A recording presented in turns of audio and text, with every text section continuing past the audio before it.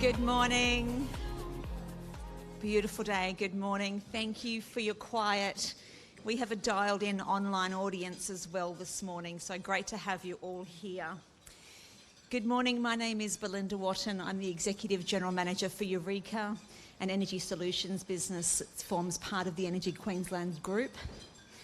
I'd like to welcome you all today, and I'd also like to acknowledge the traditional owners of the lands on which we meet today and our elders past and present.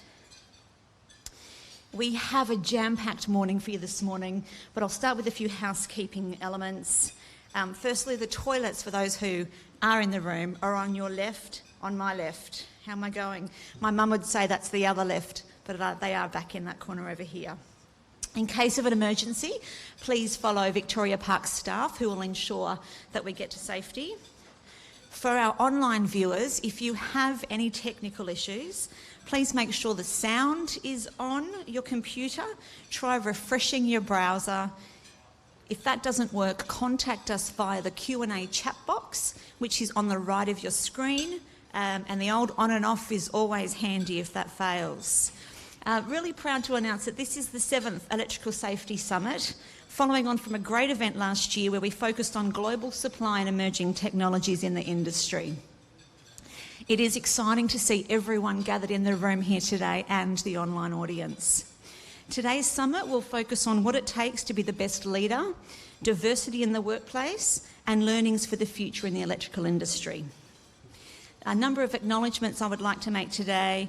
Minister Grace, Minister for Education and Minister for Industrial Relations, Keith McKenzie, Commissioner for Electrical Safety Queensland, Peter McKay, Deputy Director General, Office of Industrial Relations, Donna Heeland, Executive Director, Electrical Safety Office, Electrical Safety Board and Committee members, our guest speakers, Melinda Williams, Simon Black, Sean O'Connor and Brian Richardson, and one of Energy Queensland's own directors, the Honourable Paul Lucas. I'd like to start by introducing the Minister for Education and Minister for Industrial Relations, the Honourable Grace, to give the opening address for this year's Electricity Safety Summit. Thank you. Welcome, Grace.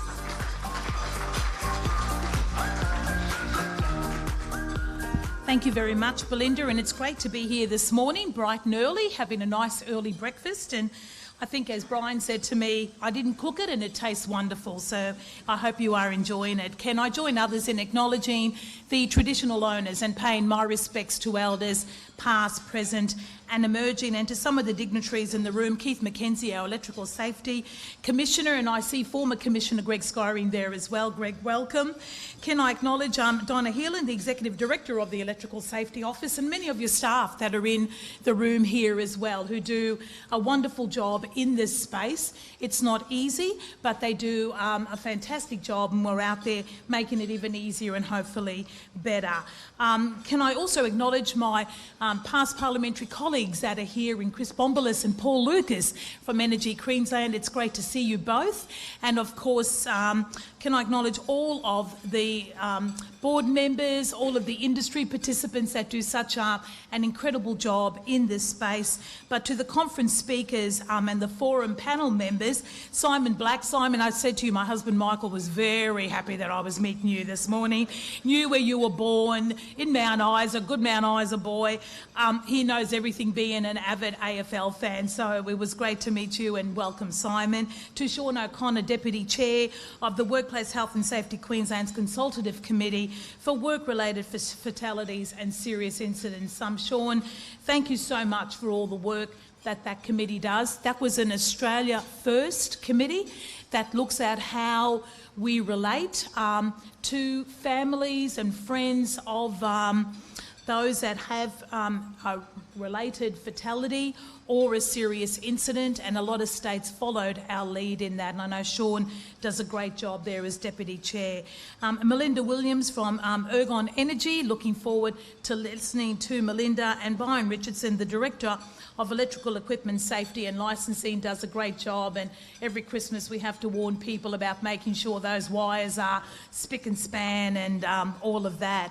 But good morning, privileged to be here today for the Electrical Safety Summit, and as you know, the summit is part of our Electrical Safety Week, which is the perfect time to remember how important it is not to be complacent with electricity.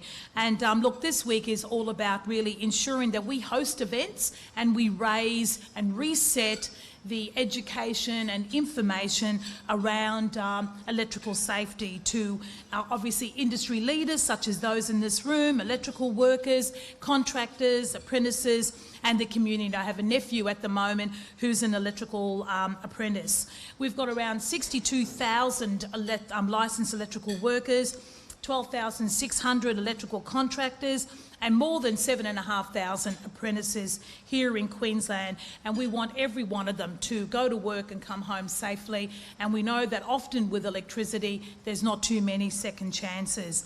Last year, unfortunately, we had 24 serious electrical incidents in Queensland, and tragically we lost 6 fatally, and that's 6 families and friends that Sean's committee and others and the department need to assist and obviously have to live with this terrible burden all their life. But as a government, our responsibility obviously is to make sure that the laws are enforced and that we ensure that our workplaces are as safe as possible, and that those who obviously are found not to be doing the right thing, that there are remedies in place where we can protect the community, workers, and obviously the workplace itself. And that is something that I know the department carries out. We also need to be sure that the laws are keeping pace with changes in this sector, and we've seen so much in the renewable energy space. And I was just talking to Greg, who's heading up part of all of the skills and training and what is happening in this area, and it moves so very quickly. So we want to make sure that the technology that is emerging is also covered under the Electrical Safety Act. And we're out at the moment. There's been an independent review. The electrical safety laws, we want to provide the highest of standards for workers, while recognising that we need to also cover those new and emerging technologies. Look, thank you everyone. I think many of you in this room are providing feedback on the 83 recommendations, covering a range of issues, including solar, battery storage systems, and as you know, our Jobs and Renewable Energy Plan is moving very much into that space. Electric vehicles, how much have they changed? What is the safety procedures around those? Hydrogen electricity generation and storage, extra low voltage definitions, off-grid generations and licensing. There's many issues there. It is a large piece of legislation that the department has been working through, and my office, of course, and we want to make sure that we get that right. So please, your feedback on that is very important. I hope to take a bill to the Parliament very soon. We want to meet our targets for our renewable energy, where we've got 70% by 2032 and 80% by 2035, and probably one of Australia's largest jobs and energy plan that is not only in Australia but I think the world. I think we're going to have one of the biggest storage batteries in the world, and that is moving at a fast pace. We want to ensure that we bring the industry and the workers with us. It is a generational transition, and we want to hear, of course, from you in relation to that, because we know we can't do it alone. But I'm looking forward to hearing from you, Simon, this morning.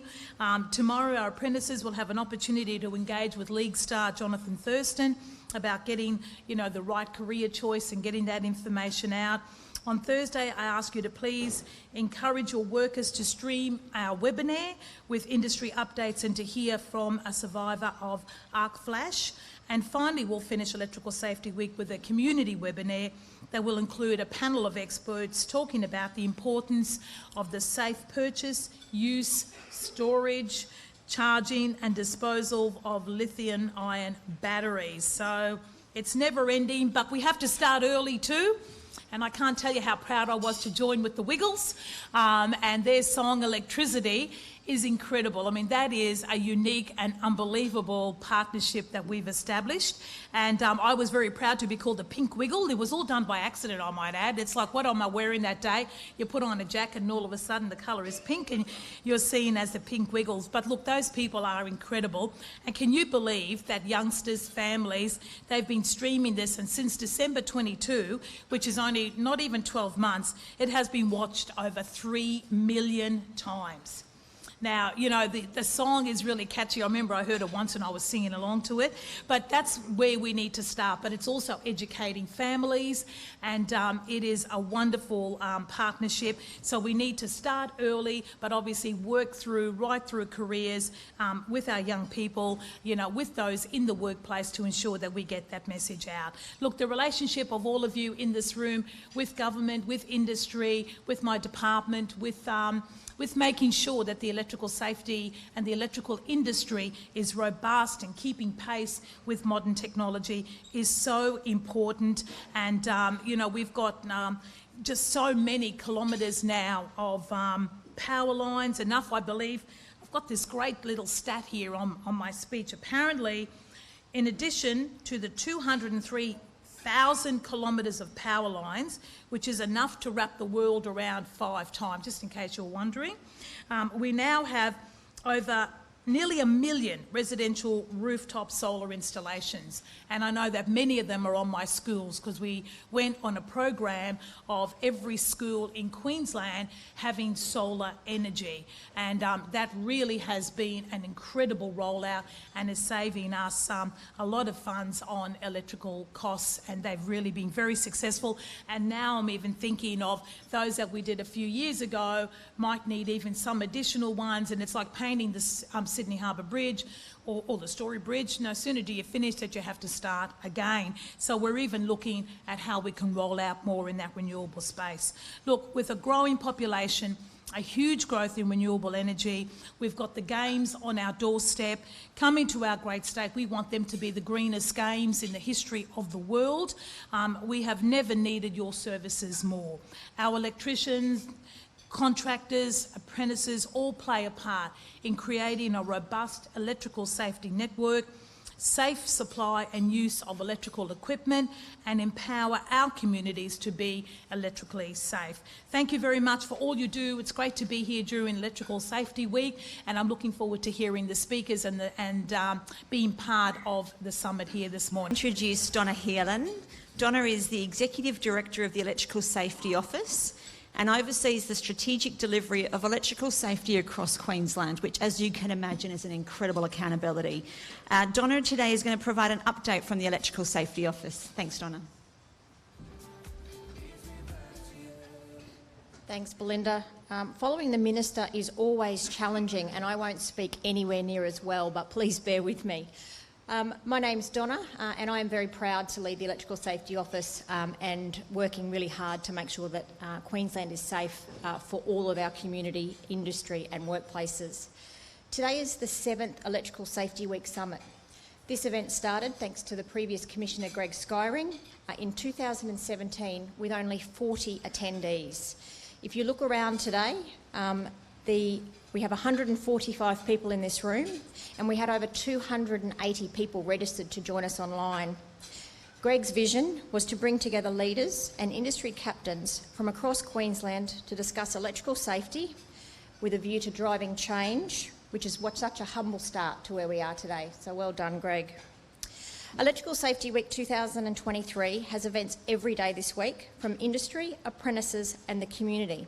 The Minister's mentioned them, but I'm going to give them another plug, because if you haven't signed up, there is still time. Please join us tomorrow morning at Brackenridge TAFE. You can see Jonathan Thurston, and if you can't make it there for Brekkie, you can join us online. So you can still register that event today. On Thursday, we have the Electrical Industry webinar, which again, you can join us for if you are a contractor, an electrical worker, an apprentice, or working in the industry at all. And finally, an event that's only started in the last couple of years is about electrical safety in the community, which is a really big focus for the Electrical Safety Office moving forward, and you'll realise why in a minute. This is really designed to get community engaged in what electricity is and what happens when you become complacent with it. I've said before, there is no one that I work with or anyone in this room that has been in a life where we haven't had electricity. It's something we are so used to.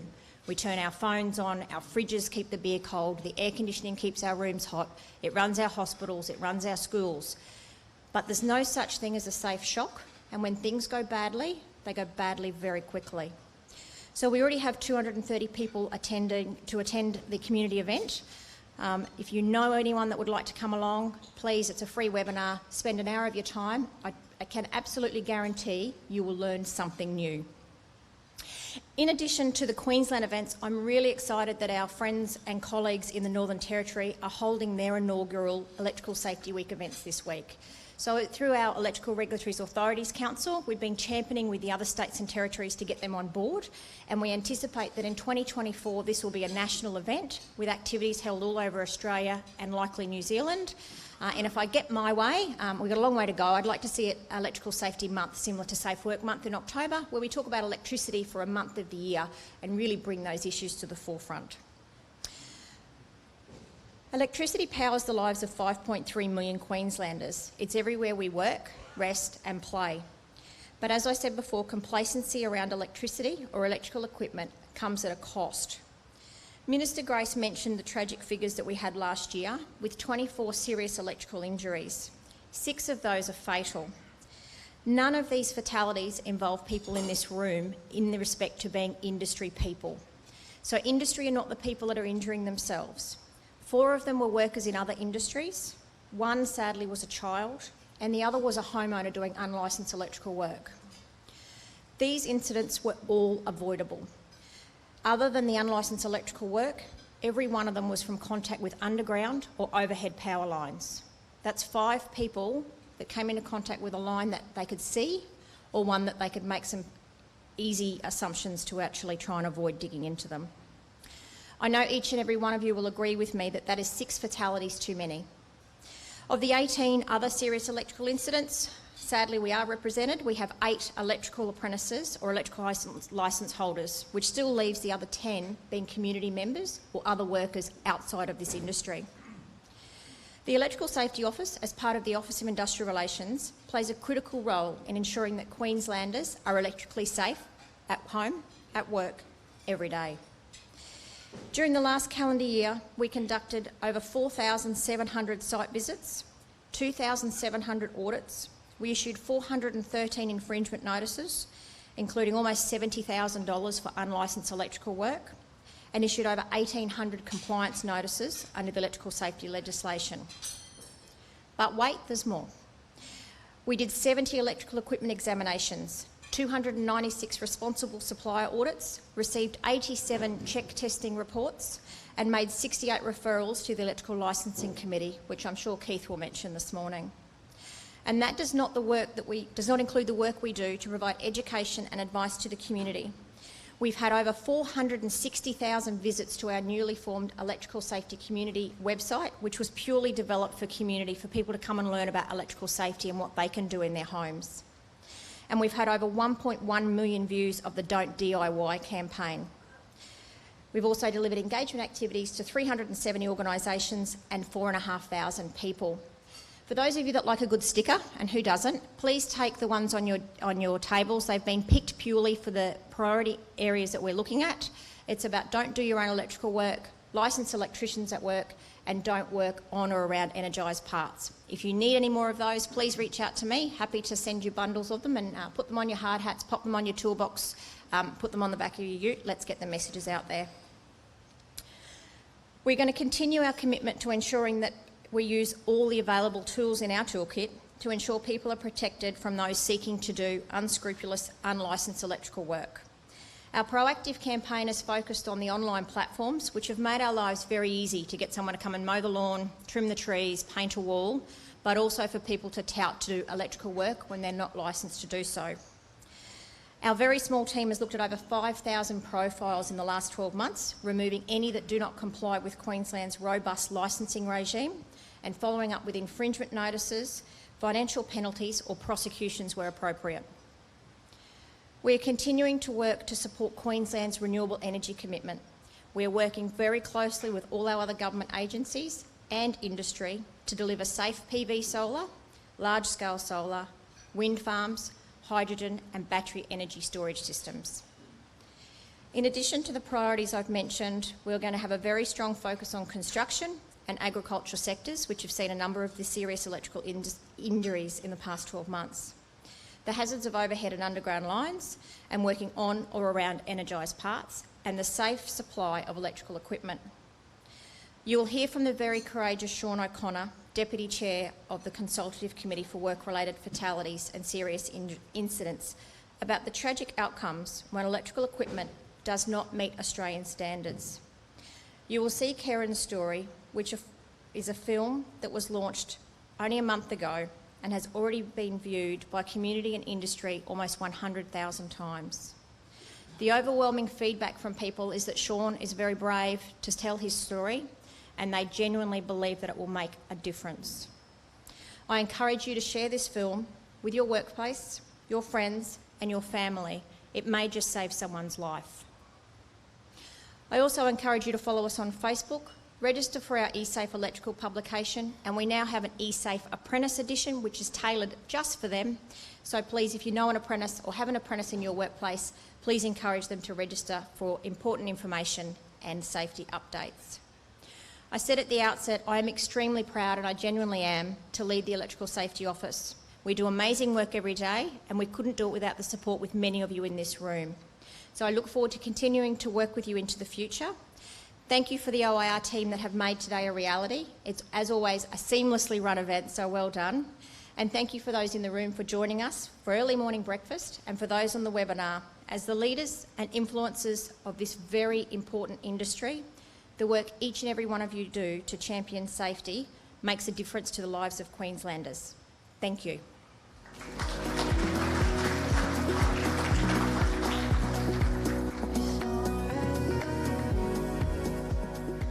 Thank you, Donna, and thank you and the team for the incredible work that you do in keeping Queenslanders safe. As you say, there is no such thing as a safe shock, so again, thank you.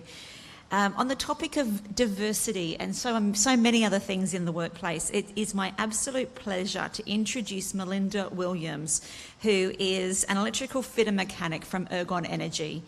I've worked with Melinda for quite some time, so it is quite the delight to have her here today. Melinda has a diverse work background with experience in childcare before joining the electrical industry.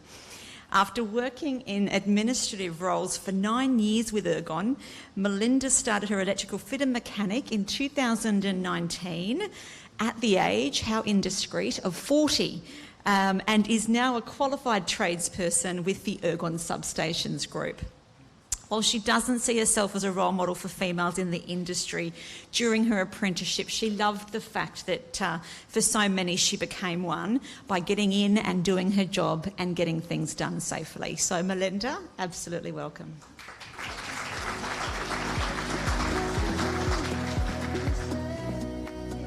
Thank you, Melinda. So as of August this year, I am a licensed electrical fitter mechanic.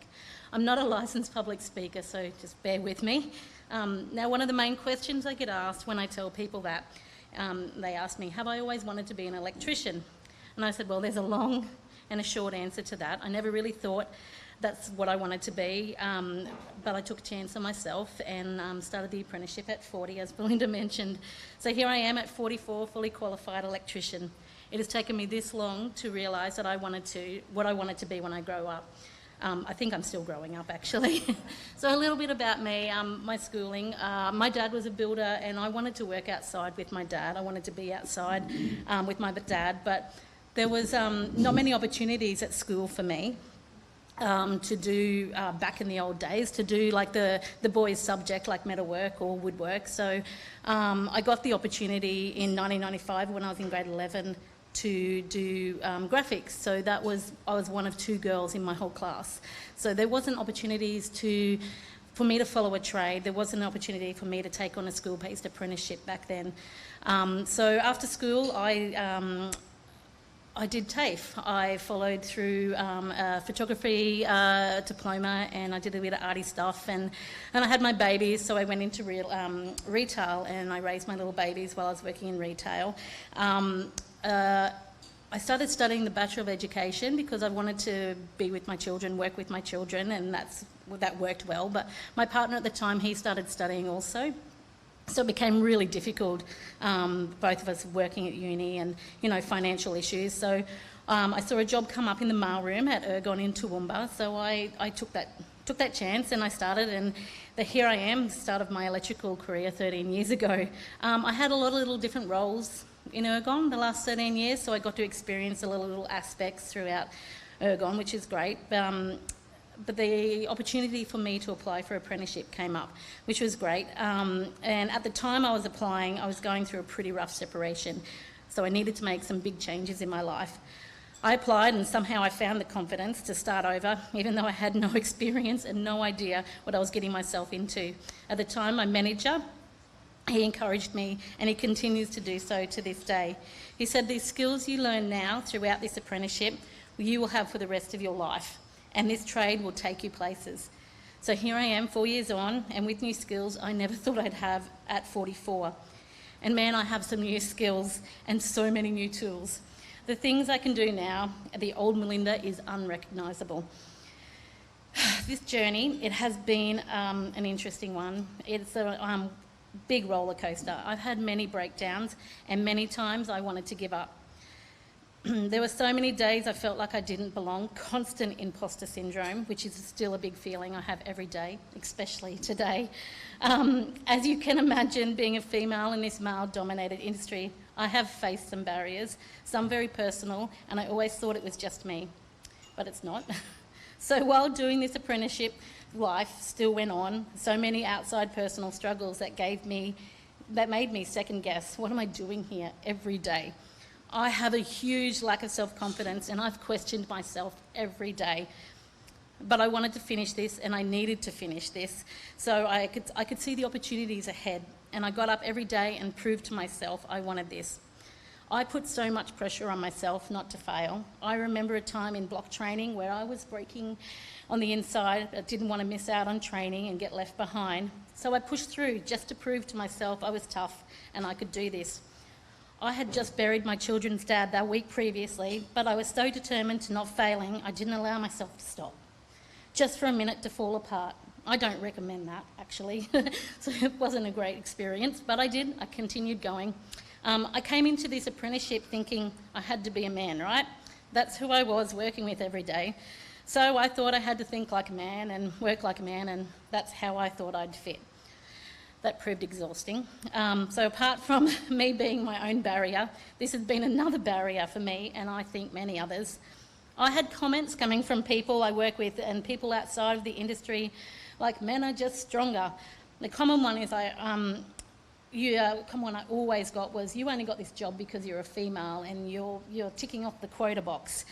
And I hope you don't mind peeing in the paddock. So these are some of the quotes I got on a daily basis. And I had someone come from the community come up to me one day and said, "Oh, it's so good to see you get out of the office today." Like, I had tools in my hand and I was about to climb a ladder, but that's okay. I was out of the office for the day. But yes, men and women are different, and we all have our own strengths and we all have our own weaknesses.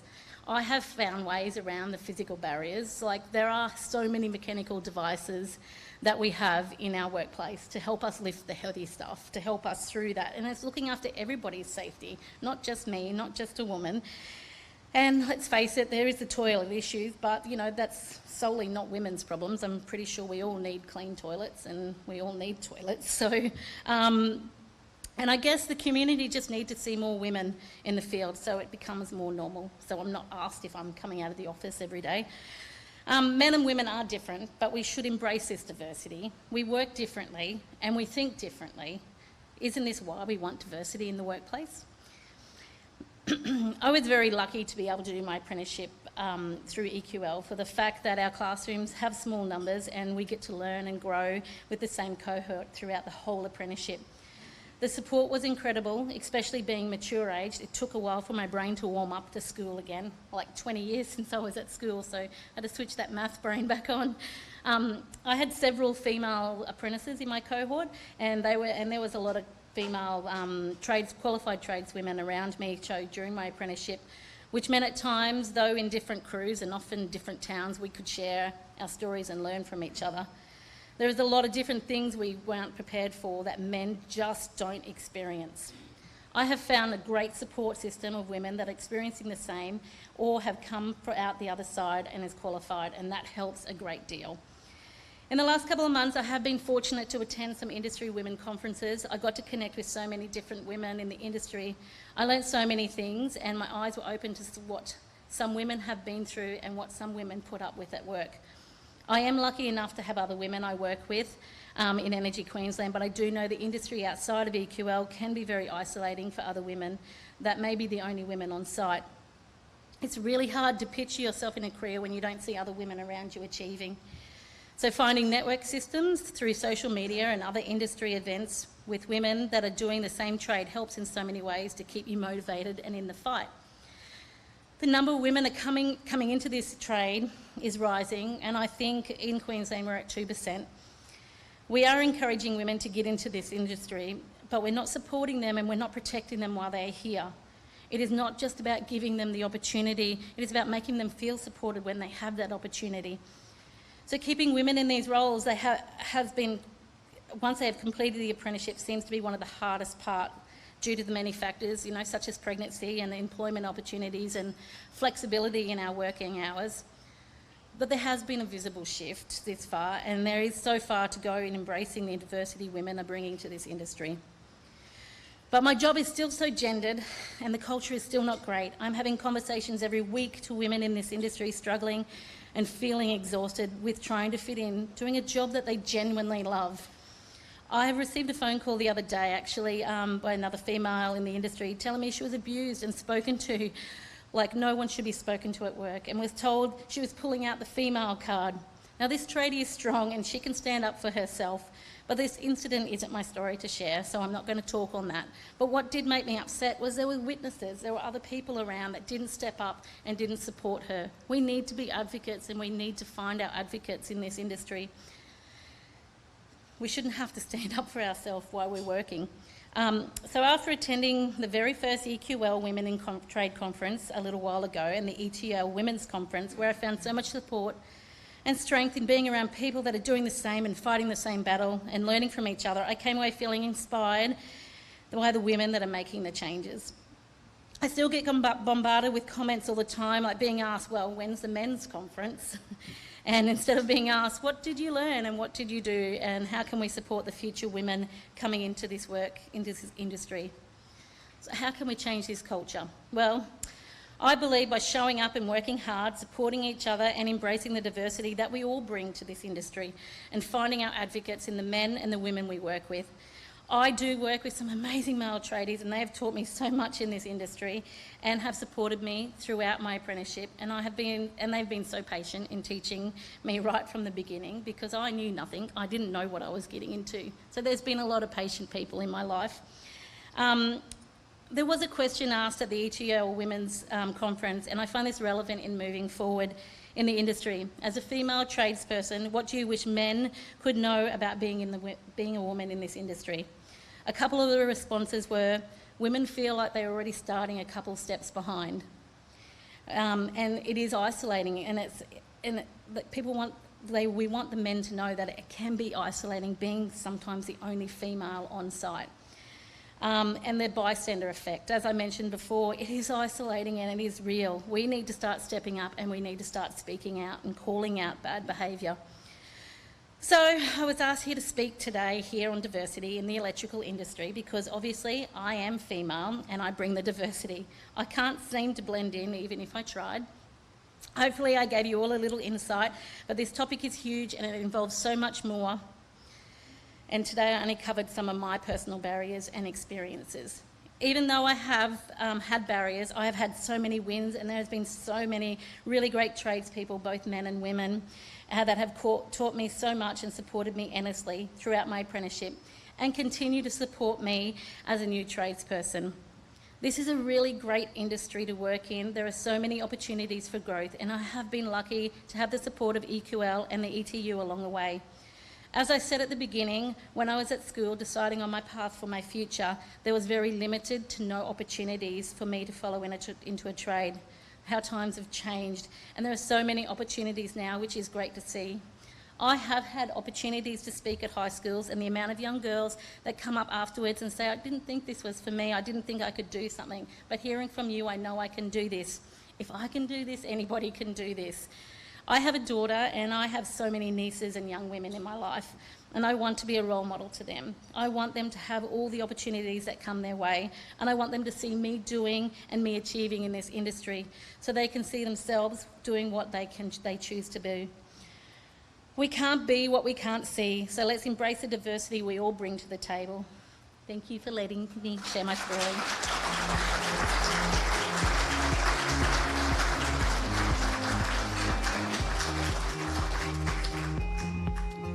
Well done, Melinda. Thank you. Work should never feel like it's a battle for anyone. And Melinda's sharing of her story reminds us how we can all help and how we can all contribute to ensuring that people who are courageous and who are determined, who are committed to go after their dreams can achieve them. Like the trailblazers before Melinda, you are absolutely a trailblazer. The courage that you have to get up here, to continue to push yourself out of your comfort zone, to achieve those goals and to be that role model for the next generation coming through is an absolute credit to you. So again, thank you, Melinda.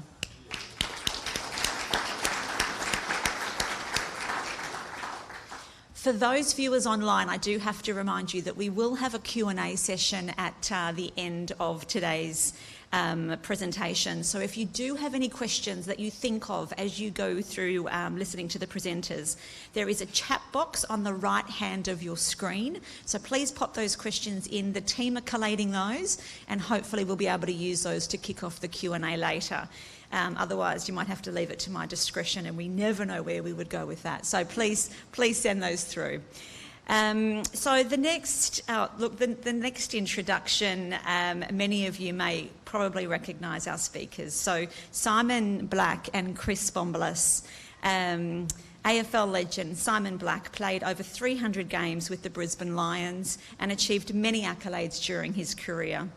He's one of the game's most celebrated players, a 3-time AFL Premiership player, 3-time All-Australian team, and a vice and co-captain for the Brisbane Lions.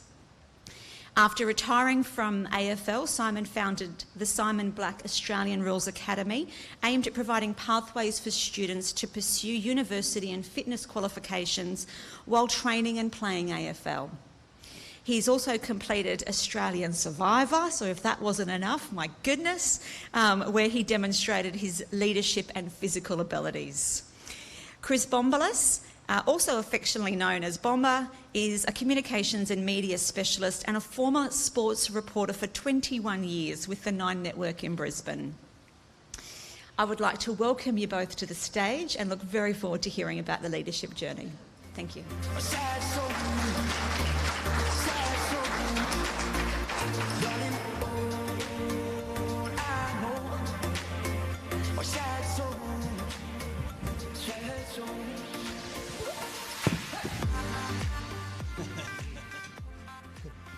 Good morning, everyone.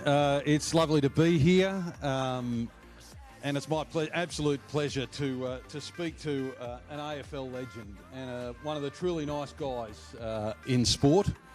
I've known Blackie for a long, long time, and he is a true gentleman.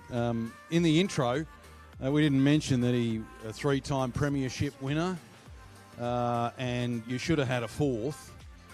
Except for Port Adelaide, but we won't mention that. A Brownlow medalist in 2022, a Norm Smith medalist in 2002, Norm Smith medalist in 2003, 322 games for the Lions, 171 goals.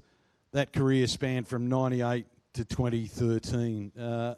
Simon, as an elite sports person, you know what it takes to be the best and lead the best. You had an elite group. You assembled what was a 3-peat premiership team. How do you think this can be applied to the electrical industry or to the workplace in general? Thanks, Bomber. Good morning, everyone. Just quickly, and I'd like to acknowledge Melinda as well. I thought she was fantastic. So Yeah. speaking after you is going to be a challenge, Melinda. So well done. That was awesome. Yeah, look, I guess there's a lot of synergies between sport and business and the workforce, because we're all human beings and we all work in groups and we all function together largely in teams. So look, I was fortunate to be at the Lions for 19 years, Bomber, and in that time I was part of some really successful phases and probably some teams that there's a lot of room for improvement. But the great leaders that I've been fortunate to work with, there's several aspects to them. I guess providing great clarity with their messaging. The great leaders have great clarity, don't they? My old coach, Lee Matthews, his whole coaching philosophy was very simple. It was around know your role, accept your role, and perform your role. And within that, if you provide real clarity around what your expectations are as a leader and on a daily basis, or from week to week, it's incredibly important and powerful. You got to lead by example. The black players and great captains that I've played with, they're hard working and got a great work ethic. The great relationship builders, the really connected, united teams that I've been a part of, they have relationships that I guess term more than just football club relationships.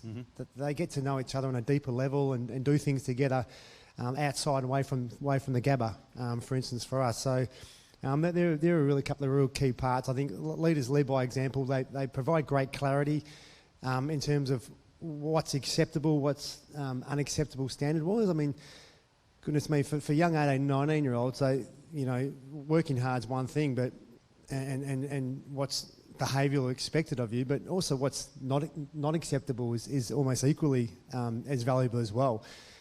For us guys going out when they're injured, drinking alcohol, not ideal for their bodies and things. So as an example, so yeah, providing real clarity and building that rapport is about it. I mean, I once heard a saying when I was doing a coaching course around people don't care what you know until that they know that you care, and the ability to be able to form relationships and build that rapport, that when you've got to, in times, give them a bit of a clip, give them a bit of feedback, you've built that trust and that respect there with them goes a long way. I think Melinda spoke about it just before. Speaking out, and as a leader, is it important for you as the leader or that leadership group to speak out when you see something wrong, but also to hear from the younger guys within a team, within an organisation? It can be applied to a work situation, and accept what they're prepared to say? Like that you talk about line of communication and again, speaking out, calling out bad behaviour, calling out what's not appropriate, that sort of stuff? Absolutely. I mean, I think we're only, a bit of a cliche, as strong as your weakest link, if you like. Yep. You need more than just, the great teams in a sporting sense, that the player leadership group is equally important in my opinion as the coaching staff. It's a player's game, and I guess if you're related to the workforce, it's you need lots of people to drive the boat or drive the ship, if you like, and the ability to be able to, the standard you walk past is the standard you set, I guess, is what you're alluding to, Bomber, and the ability to be able to feel that you can talk to someone if something isn't up to scratch, or something's dangerous, or something's not pushing us forward in a team sense. And again, I guess that is around creating an environment that people feel comfortable to talk in. And I used to really dislike people that would belittle other people. We've all got our gifts and we all bring our own capabilities and strengths and weaknesses to the table, and not everyone's perfect. So I think as the great leaders have a great ability to encourage and harness everyone, expressing how they're feeling. How am I going on this journey together? We're doing, we're turning up to this workplace every day together. Some days are tough. We don't all jump out of bed, jumping out of skin to get to work or to train every day. So how can we assist each other with our barriers each day? And the great leaders or the great people I've been lucky to be involved with have a real sort of caring, nurturing manner about them, and they get to know their people. And when you get to know someone, I guess on a bit of a deeper level, you understand them, and you have more inclination to have empathy towards them as well, which goes a hell of a long way. So, yeah. Throughout your career, then on to Survivor, you experienced highs and lows, extremes quite often, particularly in sport. Can you relate that into a workplace sense and you know what it would mean and how you push through those things and how you deal with it? Because that's important, building some kind of resilience and to be able to deal with those extremes. I mean, you ride the highs, but when the lows come, you've got to be able to deal and manage those.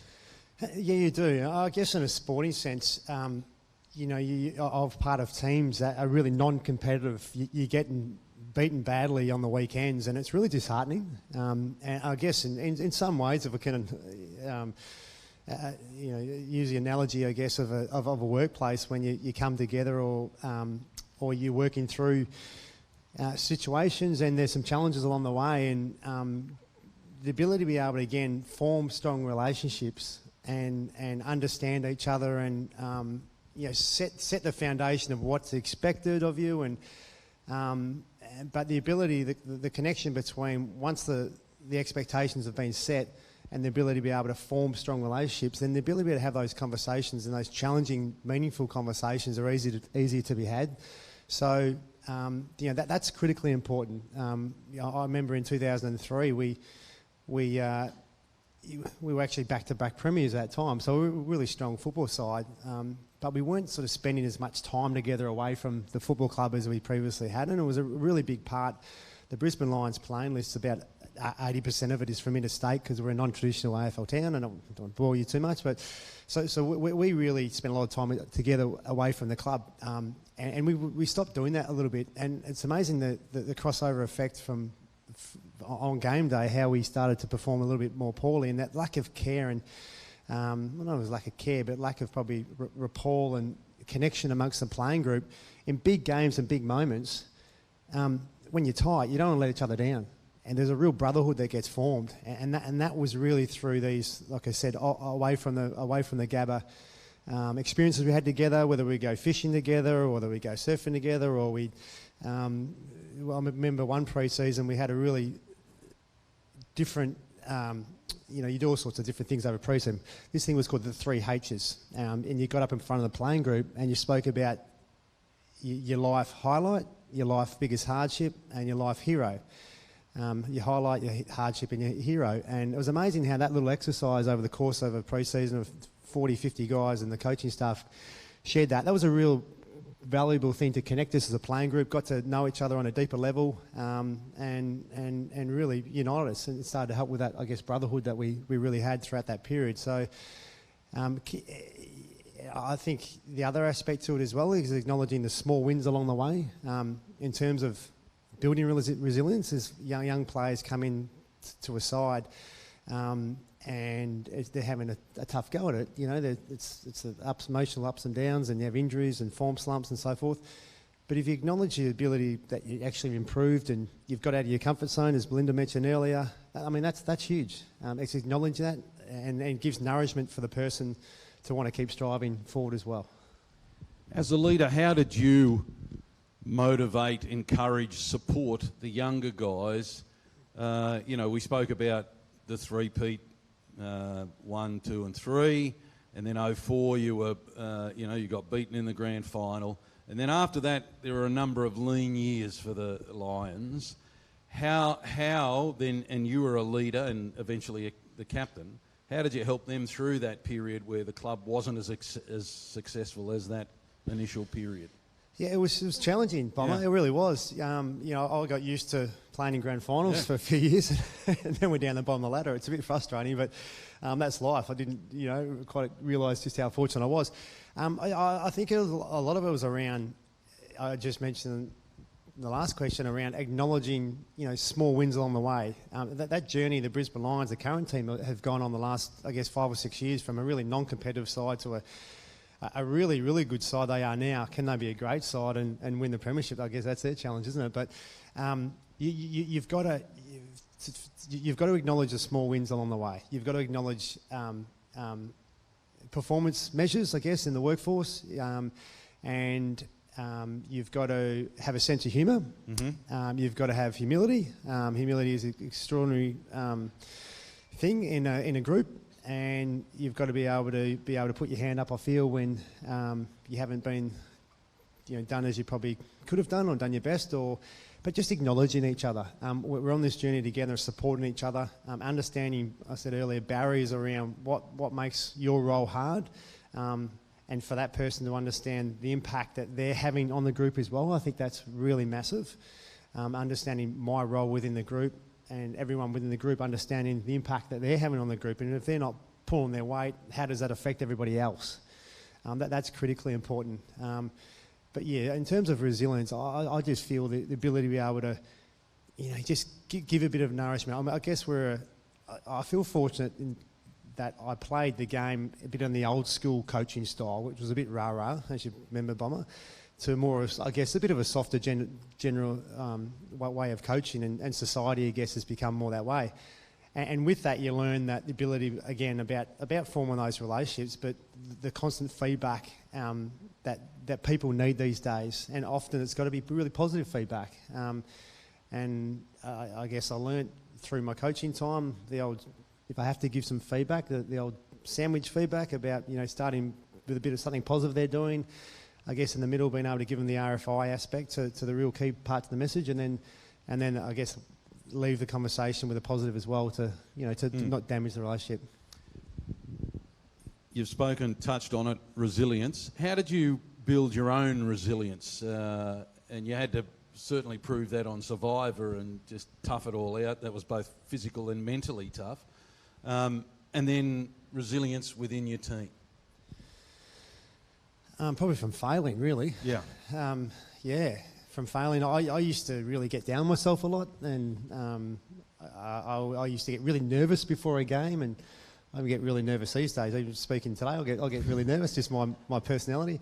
But it's important, I think, to learn from your mistakes and learn in a sporting sense. Mum, if I can talk about, obviously, my background, the ability to be able to, if I got beaten by an opponent or whatever it was, what was it that I didn't do well enough? How can I improve in what area? And just focus on one or two things. I was lucky to spend some time with a great New Zealand rugby union team, the All Blacks, a couple of times, and they talk about the critical few things that they do well when they play well, which makes up 80% of their game. They talk about, and I started using that in my football. That what are the really critical 2 or 3 things that I do well, that I play well, and I won't bore you with those, but that they were the things that I could control. And they're the things at half time, if I wasn't playing particularly well or, I wasn't getting a kick, I would visualise myself doing those 2 or 3 things, and they were, really important to my game.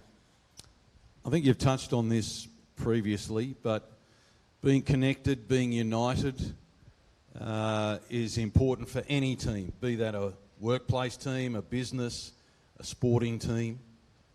How do you achieve this? How you said you needed to be connected, but how do you get them connected? How do you get everyone on the same page? Clearly, a sports team wants to win a premiership. That's your goal. How do we get them on the one page? We're all in this together. Yeah, well, there's a lot to it, Bomber, isn't there? Yeah. There's a lot to it. Look, it takes time to be a championship winning team. It takes a lot of time, a lot of effort. Look, I guess what I would say is we all want purpose and meaning in our lives, and the best way, in my opinion, of getting that is through connection with other people. And how do you get connections for other people? It's by buying into, investing of yourself, giving of yourself to form relationships. I remember having some, every season you'd have 6 or 8, 10 new guys to the football club, and I would personally go out of my way to really get to know them and get to know their family and what makes them tick. What are their hobbies away from the football club? Because we'll spend plenty of time doing that together. Because again, football is a really tough, physical and emotional game, and things don't go your way a lot of the time. So the ability to be able to be united again. I keep, coming back to being tight through relationship forming and building, but it's such a big part of it. It really is. as a group, for you to be able to fulfill your capability of a group, you've got to have genuine care for each other. And the best way of having genuine care for each other is actually get to know each other and, like I said before, understand each other's roles and the value they bring, acknowledge each other's roles. You've got to be frustrated with each other. I mean, I played with numerous guys that used to frustrate the daylights out of me. And Did one of them do handstands and kiss the ground? yeah, he sure did, yeah. But for him, he's a great example because, Jason Ackermanis, for those that remember or know the Brisbane Lions, he was a wonderful player, but he was a guy that used to, I guess, there's things within the side that are quite intimate information-wise, and Acker would go and tell the media about it, and all of a sudden the whole world knew about it, what have you. But we got to know Jason on a really good level, that we understood that he never had a father. His mother died when he was very young. He had to essentially raise his younger brother, and he had a lot of hardship in his life. He came from a really challenging background, but he brought a lot to our playing group. And I mentioned that if you make the effort to get to know someone and how they tick, you've got more understanding of them and more ability to have some empathy and care towards them, particularly when things don't go well. You can have those conversations, but if you stay as a silo and within a team, within a group, and you don't connect with everyone else around you, then it's really hard to have those conversations. They feel awkward, and you're never going to maximise your capabilities as a group. Through Survivor, through the Lions, let's talk about leadership and direction. Did you ever get a piece of advice or some tips off somebody? I would have thought someone like Lee Matthews would have been the perfect guy to get a tip from about leadership and setting an example, particularly when you were in the leadership group. He would have been the sort of bloke that you would listen to when he spoke. Were there people along your journey that offered you advice? Yeah, absolutely. Lee's great saying was around, if you accept your role, if you submit yourself to the team, and we have team success, your own individual reputation gets enhanced on the back of it. And your own individual reputation will be enhanced on the back of team success. And not a truer word's been said. I was very fortunate to be part of a really successful era at the club. A lot of my successes on the back of my team being darn good for a while. It's so true. And that's again, that ability to sort of connect and have purpose and meaning in our life. It's because we all bought in together and we all really supported each other. And we were a pretty talented group, but we had to work really hard. And success is hard work. It's commitment every day, and it doesn't come easy. And the ability to be able to get the absolute best out of yourself as a group. You've got to have check-ins every day, and you've got to have, those challenging conversations at times, and you've got to be willing to support each other in those tough days. And one thing that, I guess in a game of football, things need to happen, really quickly at times, and what comes out of your mouth, I guess in some respects on the work site in the electrical industry, at times things need to happen really quickly as well. And the way you deliver that message at times might not be ideal. You might berate them and you'll use some language that it's not ideal. And that would happen on the football field all the time. And I guess we learnt the ability of those follow-up conversations to not damage relationships were really important. And the ability to be able to, take yourself back to that moment with that person and say, look, mate, I might need to apologise to you. I was a bit off the mark, and this is why I spoke the way I was. I'm sorry it wasn't ideal, but, in that situation, this is what I need from you. And, I think the really well-connected sides and groups have those conversations with each other. Talk us through how you would describe your leadership style. You're a nice bloke. Is there a tough side to Simon Black when you were captain? Did you have to pull people aside and read the riot act? I couldn't imagine you doing that, Simon. Seriously. No, I had a bit of white line fever, Palmer. Seriously? I was Don't push him too far, I say. Yeah, I was pretty more that way. Very relaxed off the field, but when it's time to compete, I was I was a bit more hot-headed. But and I guess I probably said some things at times to teammates that wasn't ideal, and the ability to be able to talk on the field. Oh yeah. out of frustration or whatever it might be. So yeah, the ability to have those, follow-up conversations and look, the people that I enjoyed playing with the most are the ones that create a fun environment. I mentioned earlier, like to be a professional footballer, you're extremely privileged. There's no doubt about that. But at the same time, it's not easy work, and there's a lot of pressures that come with it at times. So. I personally, I used to try to, take away our learnings from the game. So we play Saturday night. By Monday lunchtime, we've moved on to the next week, to the next game. We'd have our review meeting on a Monday morning. We'd go through that as a group, coaching group and playing group. And you've got to park it, whether you've been beaten by 100 points, in my mind, by lunchtime Monday, and start moving forward from there. You can't hold on to that. It's not going to help you anymore from there. You've done your review, you've thought about it all Sunday, and you've slept on it and so forth, or you haven't slept on it. So the ability to be able to personally learn from that and then give that feedback to those that need it, and then move from there. Just one thing around that I thought was fantastic with, you mentioned Lee Matthews earlier. He came to our football club at the end of '98, and we came last. We won the Wooden Spoon. And he walked into the room and he said to the guys, his first meeting, he said, guys, I've got a 3-year contract. He said, I'll be here in 3 years. I'm not sure how many of you will still be here. I thought I was pretty cutthroat, but he's got a good point there. And we were shambles as a football club. We really were. There's all sorts of stuff going on. Lee was great. Players play, coaches coach, administrators administrate. Stay in your lane. Stay in your lane. And that was critically important.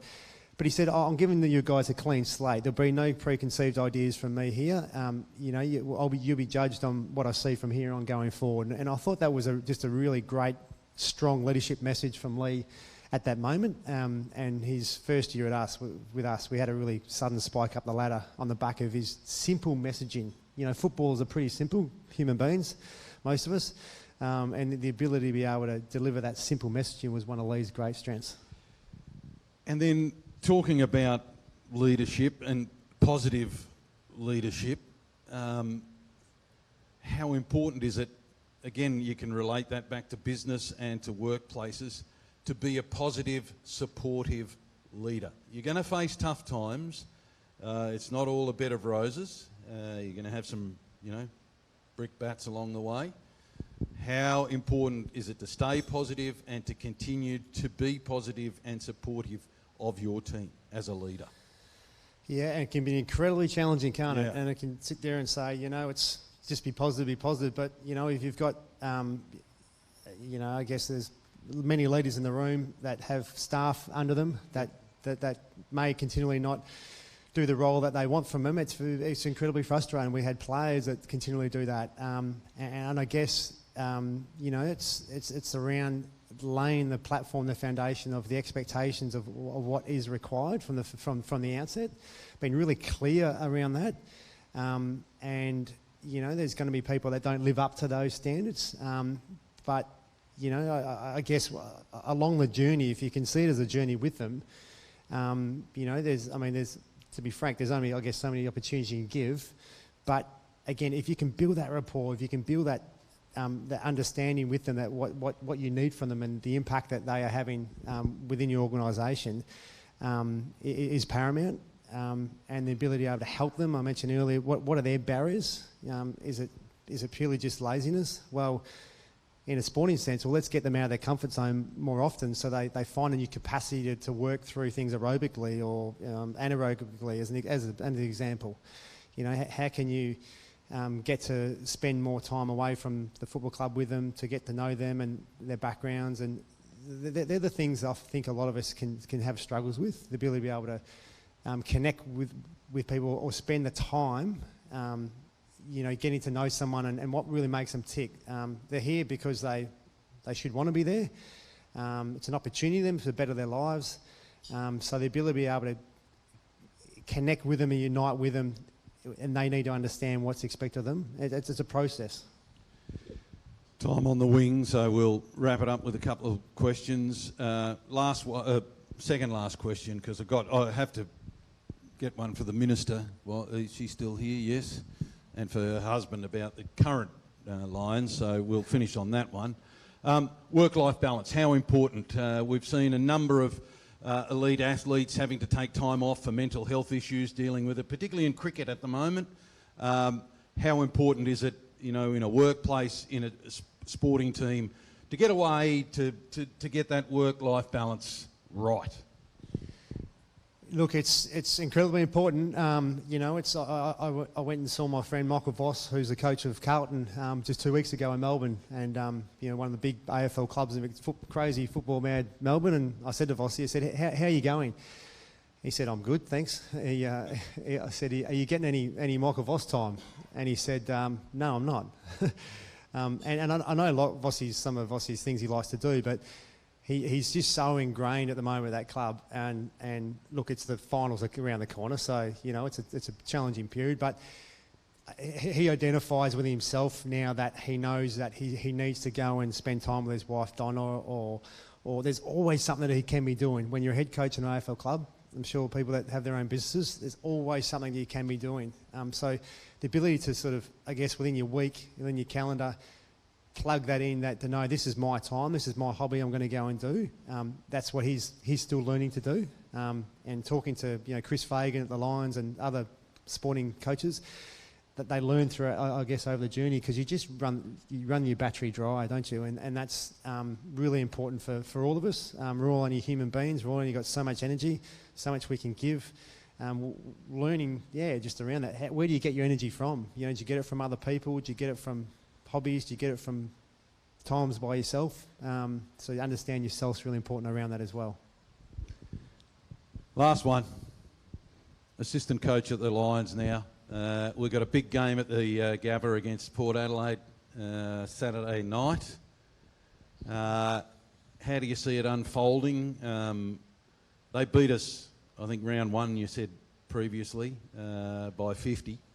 But we'd beaten them 4 times in a row previous to that. How do you see Saturday night? How important is a win Saturday night? Look, it's very important. So we have... Is this for Michael, Minister? Yeah. Yeah, Grace. What we did really well was we managed to finish second on the ladder, like the Bronx, and get the 2 home finals. So that's really important. But Brisbane, the Lions haven't travelled too well, Bomber, this last couple of years interstate. So if we win this weekend, we get a preliminary home final again, which is enormous. And if you win that, you go into a grand final. So look, the Lions are a really good side. It's been great to watch their journey. I mentioned earlier, only 4 or 5 years ago, we were quite an uncompetitive side, and we've become a really strong team. But there is a big gap between a really good side and a great premiership winning team, isn't there? So I'd love to see, a bit more sort of, not nastiness, but it's the defensive part of the game that I think the Lions can improve at. But we are such a potent offensive team. Ball in hand, we're very, very skillful.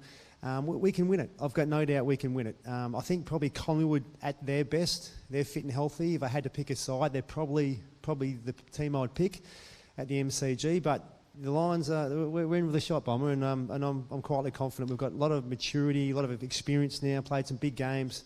We're in with a good chance. Thanks, Blackie. You can report that back to Michael, the good news. Ladies and gentlemen, Simon Black, please give him a round of applause. Thank you.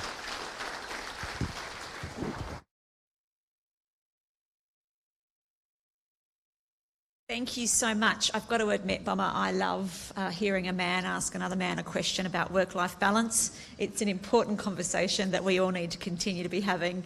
And Simon, for a leader who represents the best of the best, to hear you talk about humility, humour, connection, care, feedback, relationships and accepting failure to enable you to drive performance is absolutely exceptional. So again, thanks, Bomber and Simon Black. Thanks. And now it's my pleasure to introduce Sean O'Connor, who's the Deputy Chair of Workplace Health and Safety Queensland's Consultative Committee for Work-Related Fatalities and Serious Incidents. As Donna mentioned earlier, in 2017, Sean's sister, Karen O'Connor, lost her life because the electrical device she was using hadn't been designed, manufactured or tested to Australian safety standards. Sean now works to prevent others from experiencing the grief of losing a loved one in an avoidable incident. Sean is the Deputy Chair of Workplace Health Safety Queensland's Consultative Committee for Work-Related Fatalities and Serious Incidents, representing his parents Jim and Robin. Sean joined the committee after experiencing the devastating impact that Karen's death had on his family. Sean also has an electrical trade and experience leading staff in heavy industrial, transport and mining industries. This provides him with practical insight into the health and safety challenges that workers face going about and doing their jobs. Welcome, Sean.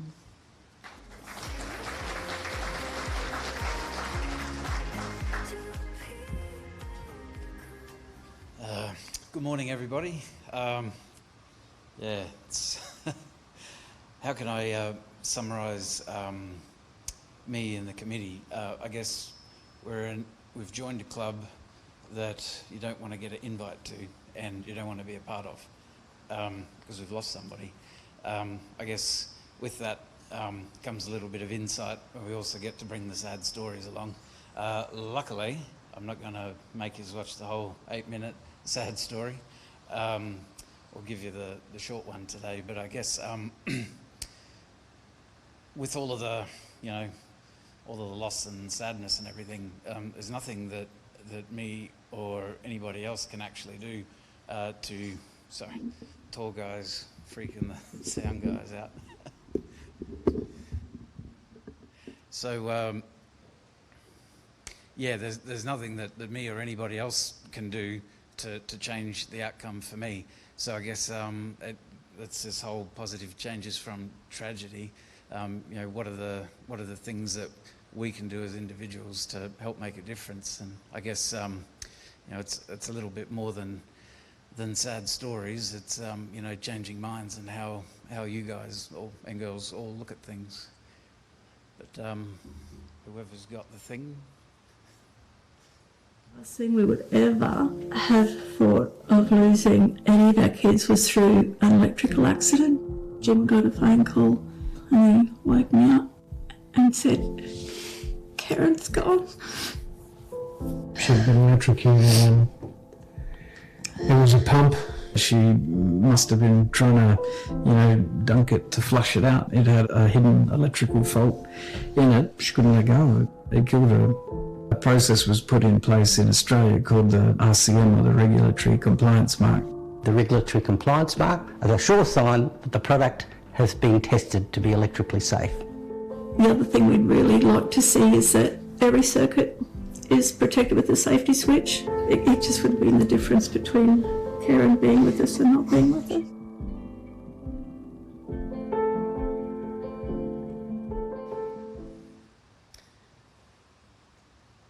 So, I guess probably the hardest part about our family's story, like for my father and I, Dad's an electrician. We grew up with electricity. In a normal house, if you have a faulty appliance, you might just put it aside. But in our house, we snapped the pins off the plug so Dad could have a look at it when he got home. And his whole thing was, it doesn't matter if you've broken the plug, nobody else can use it, and it won't be recommissioned until I say it's okay. So when I was a kid, I wanted to be, a pilot. Turns out if your seated height's too high, you end up like Goose from Top Gun and you can't eject. So I wasn't a pilot. And I was like, what do I do now? And actually, this would be a really good one. Karen forged an application for the government apprenticeships on my behalf because I was sitting around doing nothing, trying to work out what to do. So she just, what do you want to be? And I'm like, I don't know. And she ticked all the boxes and ended up doing an interview for my apprenticeship in front of 15 people. And I'm like, oh, these government apprenticeships are a big deal. But because I ticked all the boxes and they did aptitude testing, I was lined up to be a plumber, carpenter, fitter and turner, boilermaker. And in the end, there was a guy, and he's like, you want to do electronics, radio and satellite communications? And I'm like, why is that? And he goes, we fly in helicopters to the tops of mountains and fix things. And I'm like, I'm in. So anyway, I go home and I tell Dad, and he's like, man, you're a pretend electrician. He goes, I'm like, it's a Certificate 3 in electrotechnology. He goes, you'll only get a restricted electrical ticket, pretend electrician. And I'm like, whatever. Yeah. So I guess maybe trying to tell a story to distract myself. But yeah, it was pretty common in our house. I guess the challenging part with, you know, why would a pretty blonde young lady have a submersible pump in her hand? Yeah, I used to, you know, buy and renovate and sell houses. I had some acreage, had a submersible pump, taught her how to do that. So if she wasn't there helping me renovate that house and get it ready to sell and the pump got clogged, then years later when she's at this other place, she probably wouldn't have done it. So, but I mean, we're not here to ease my guilt. The whole point is that there's lots of people out there. I mean, your industry, you know what electricity is.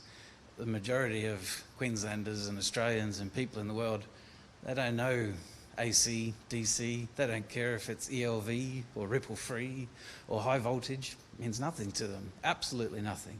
So how do all of you here do or convince everybody that what you do is important?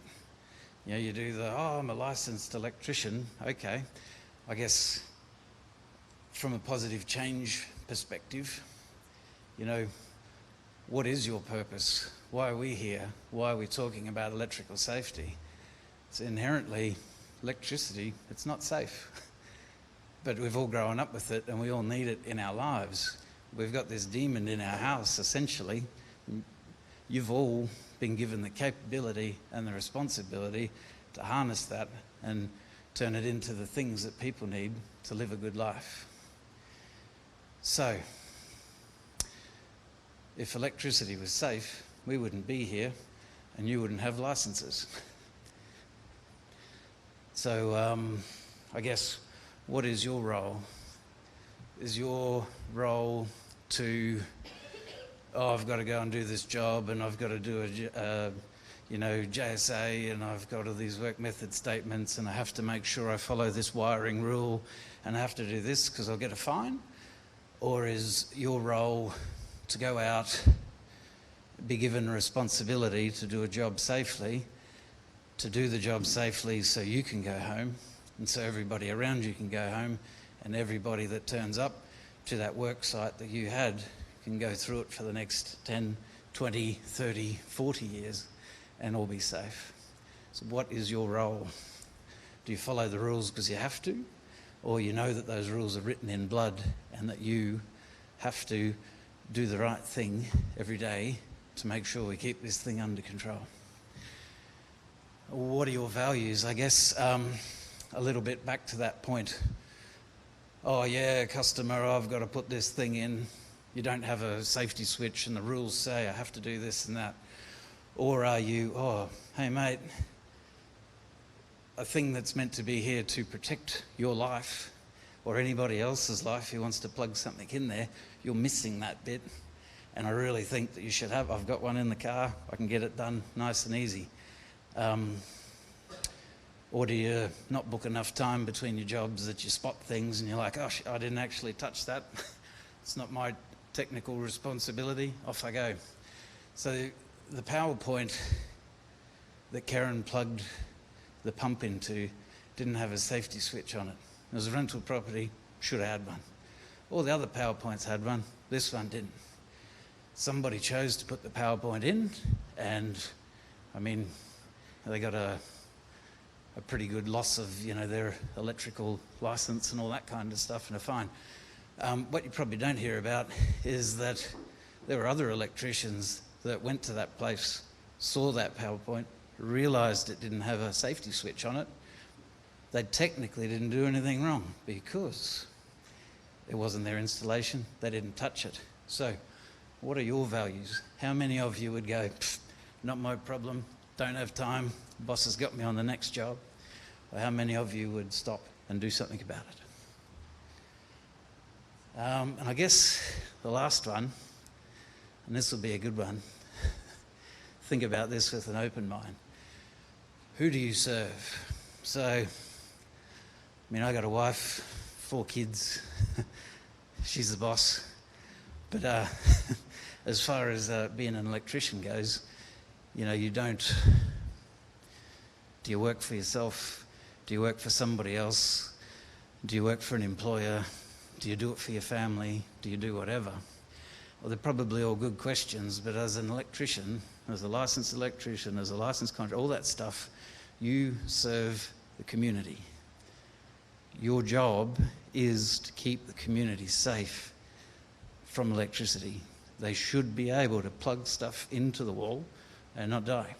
It's just a basic thing. So you've gone and done your trade, you've gone and done your courses, qualifications, you're entitled to your trade certificate. Are you entitled to an electrical licence with that? No. You are trusted with your electrical licence. The community, through the state, trust you to give you that licence. You don't deserve it, you're not entitled to it. It might be polarising, but it is a point of trust. So, you've done all the right things, you have that licence, you go out, you do the right thing with it, you've got values, you keep the community safe, and everybody gets to go home. So, yeah, I guess it's meant to be positive change, and I'm being all dark and kind of negative, but I hope you can see it the right way. Are you just complying and following the rules because I might get a fine, or are you doing it because it's the right thing? Are you walking past things that technically you can't get blamed or fined for, but you could make a difference to that family, to that installation, to those people? And I guess, yeah, the other thing is, do you consider having that electrical licence as like a, you know, a right of yours or a responsibility that is given to you by the community?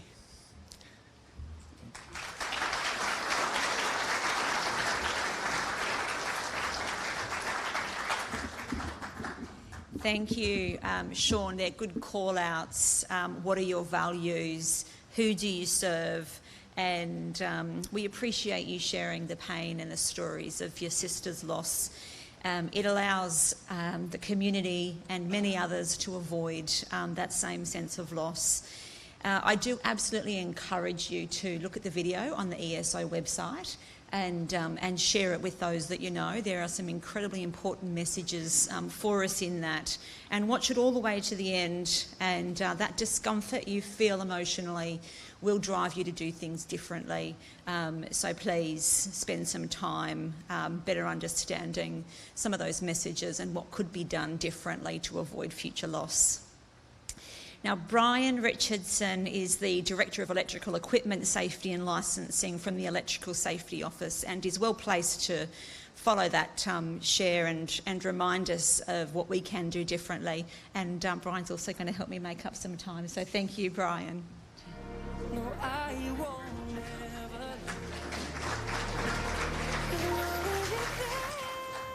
ever. Okay, thank you everybody. I was going to give you a PowerPoint presentation that would take about half an hour to do, but I've only got 5 minutes, so I won't do that. I'm not sure if there is going to be PowerPoint things come up. Doesn't matter. Oh, we've got to. So a couple of things I wanted to talk about was the regulatory compliance mark that was in the video there. And as Sean talked about, people don't know, and what is your role? So for the Electrical Safety Office, part of our role is helping people who don't know, and for those that don't know, putting in a regime so that if you don't know, you've still got a level of safety in there. So the regulatory compliance mark, a nice little symbol, a triangle with the tick inside the C. It's part of a scheme of the Electrical Equipment Safety System, which is a, next slide, yep, see the RCM on the screen there. Electrical Equipment Safety System, it's a national scheme. All the regulators throughout Australia, bar one, but we're working on that, apply this scheme. It has a responsible supplier who is based in Australia, who has made a declaration that their equipment meets the electrical safety standards and laws. So there's a person taking responsibility. They're also in Australia, so we can take action in relation to that. We have a national website, so they register on the website so people can check if that organisation is registered as well. And again, it's there as a framework and background so that the community who don't have the wherewithal to go out and check and know to check for products, they can just look for that mark. If that mark's on the product, that means there's a supplier who understands their duties and have checked their product to make sure it's electrically safe. I wanted to talk about submersible pumps and the actions that we took, and going on from what Simon Black said, we're not a silo, we work in teams, and as a team we achieve things better. So with submersible pumps, the whole Electrical Safety Office got involved in actions to ensure that we removed the problems that may have been there with the community in relation to submersible pumps. So obviously for the pump in question, we did check testing, we examined that pump, identified that it was non-compliant to safety standards, identified that the supplier hadn't done their due diligence and duty, so we had the team investigate that and take prosecution actions, and the director and the company were prosecuted in court, and the initial fines were well over $1 million when it was in the first instance at court, and that obviously pricked a lot of people's attention as well, which was good. But not only that, we did a whole range of other things as well, and it wasn't linear. We did bits and pieces here and there, but we had everyone involved. So that company also did a recall of their pumps, which was good. We audited a whole range of other online sellers and identified a number of pumps. We purchased them. We did the check testing, as Donna mentioned in her opening remarks. We get to buy equipment and blow it up. It's fantastic. But we identified a number of those pumps were also non-compliant, had similar problems with the original pump. So we contacted those suppliers and they all conducted a recall as well. There was 3 other brands, Wagner, Protege and Wilco, that were brands, as well as the Kaiser Deep Diver pumps that were recalled. A couple of those products were actually sold direct by China online processors, so there wasn't an Australian supplier available. So the ESO essentially conducted a recall. We contacted eBay and PayPal, got address and contact details. We had people in the ESO on the phones ringing people to tell them about the dangers of the pump. We had people writing letters, we sent SMSs, we tried everything, and eventually there was still a few people that didn't respond, so our field service inspectors went out and knocked on people's doors to make sure they understood about that potential risk. We identified that a couple of the sellers were in Victoria, bit outside our reach, so we contacted the Victorian regulator. They went out and visited those suppliers, examined their pumps, identified a couple of extra models, so the recall grew a little bit more. So out of that, the initial recall rates for these pumps was around about 40-45%, which is not good enough. But all the extra work that the ESO did, the whole team, got that up to about 96% recall rate. So we essentially got all of those pumps that we were aware of off the market. So that was impressive. But along with that, we also said, well, that EESS system and the RCM mark, it's a framework of process. We have different levels that we apply to equipment based on the risk that we see. Submersible pumps had been at that low level of risk, which meant suppliers just had to prove it was safe. We went through the national process and had that reviewed, and nationally it was agreed they would be raised to the highest level that we have, so independent certification and independent testing, so people can be assured that those products have been checked before they're actually put onto the market. And then that was all for that part of the work, but it doesn't stop there. We continue on. So a couple of years after this incident, we went back and check tested more submersible pumps. We'd done a fair bit of publicity. We got stuff into rural magazines as well, because that's where a lot of these pumps are. So again, in 2021, we did some more check testing, got another 10 models of pumps. It was pretty hard to find them there. I think a lot of people go, oh, I've got to do all that stuff. I'm not going to sell those pumps. But the ones that we did find, we had 3 failures and they were cord length. So it wasn't really a major safety issue. We basically have made those pumps safer on the market. I just want to do a quick little plug about buying online as well. In this room, I'm dealing with a lot of knowledgeable and experienced people, but as I said, the community in general don't know.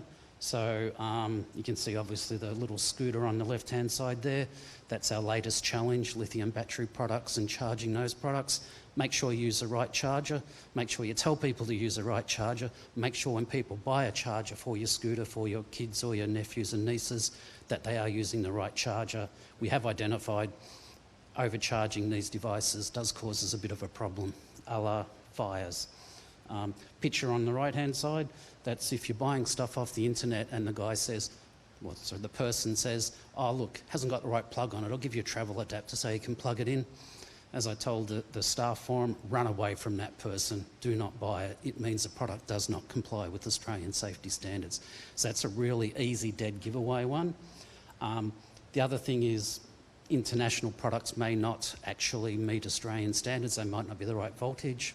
So at Christmas a couple of years ago, and my brother's wife's cousin's partner said, oh, I'm going to buy a coffee machine from America. It's half the price of the ones here in Australia. And I almost caused an international incident, but then again, it was my brother's wife's cousin's partner, so not important to me. But yeah, I kind of arced up and said, I'm here to prevent people doing stupid things like that. You are stupid. I've got to work on my people skills.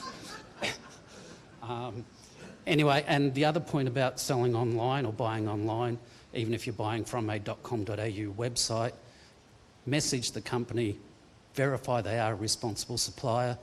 Even experienced people go, oh, I thought I was buying from someone in Campbellfield in New South Wales. It comes direct from China. So we had that with one of the products we were check testing, so even we get caught out. So check before you buy is what I would say, and I don't have any more time. So our continued actions is everything that we've just done, we're continuing to do. So as an ESO, we work together to help make the community safer. We need everybody in this room to help us work to do that. Tell everyone about the RCM. Make sure when they're buying online, they actually check the product is compliant first. Okay, thank you.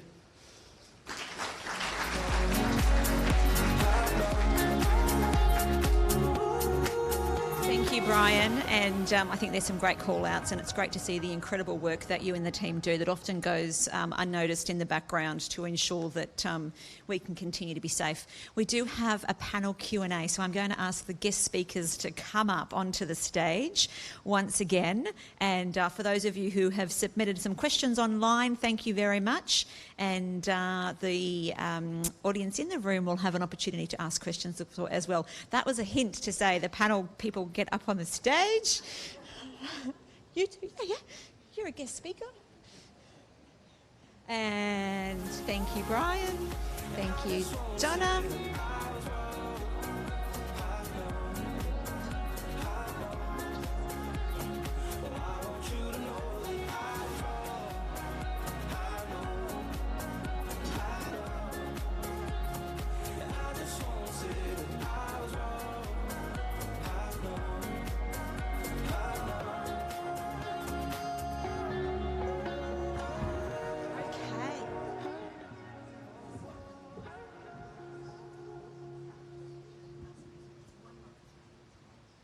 All right, we're sharing one microphone. No one else is sitting on another one. And of course, I can't find access to any of the questions, so I'm sure someone's going to help me with those online questions that have come through. So I'll kick off the batting with a few questions to the team. So firstly, I want to thank you all for your generosity of sharing your key messages today. It's not easy, and if I start with yourself, Simon. Can you give us any insights into what not to do as a leader in terms of how you feel motivated by others? I think the ability to spoke about positivity earlier, but the clear messaging is really important. I think I played on a coach at one stage who I guess was a little bit accused around mixed messaging and not the consistent messaging, and that can be, I guess, a bit toxic in a workplace. So. Being consistent with your messaging, as difficult as that can be at times, would be my one thing. Yep, brilliant. Fantastic. Thank you. Melinda, so from hairdressing to an electrical apprenticeship, you've given us a little bit of your story. Trade. Thank you. Very, very clearly graduated. Well done. Is there any insights to how you responded to people who told you you couldn't do it. Insights, wow. Coming from childcare to electrical industry, many people told me I couldn't do it, but I just got up. There's so much has happened in my life that kept knocking me back down, and I've just learnt some sort of resilience or stupidity or something, so I just kept getting up and kept proving myself and everybody else wrong. I was the worst person to tell myself I couldn't do this, so it was my self-talk. I didn't really listen to everybody else, so it was me that was the worst advocate. But that was my insight. Fantastic. So absolutely being our own worst enemy. So just remember, anyone in the audience, if you have any questions, I do have an incentive if you need one, but it needs to be a legitimate question. And it relates to AFL. This is an audience that wants to be incentivised, isn't it? So just keep in mind that we do have a number of signed footballs that, for those who are keen on participation in the audience. Oh, look, there's a question right up there. That's impressive. What would you like to ask?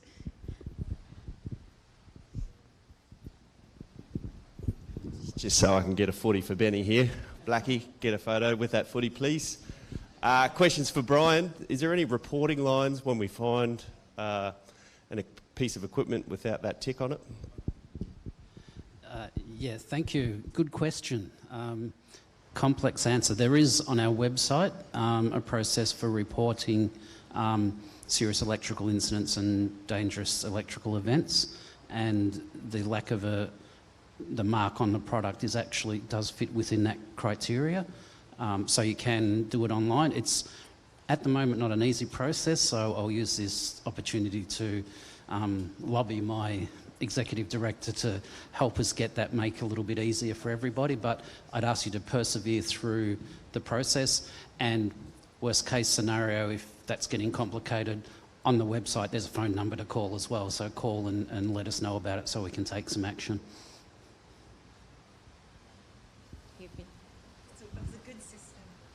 Shall I moved it around? Any other? We've got another question. Thank you. Yeah, hi. Thank you for your time today, of course. Just a question around influencing other people. So as an electrical worker and being in the industry, we walk past all sorts of stuff all the time.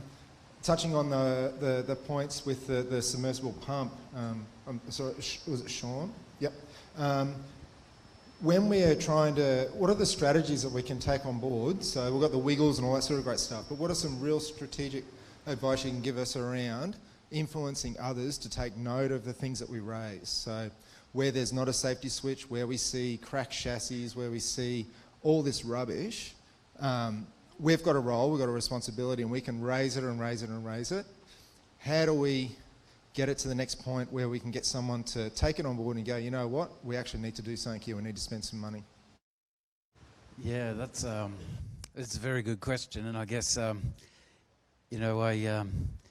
had a couple of minutes to influence the room in some way, and I thought I could talk about RCM, but I had someone very good following me afterwards.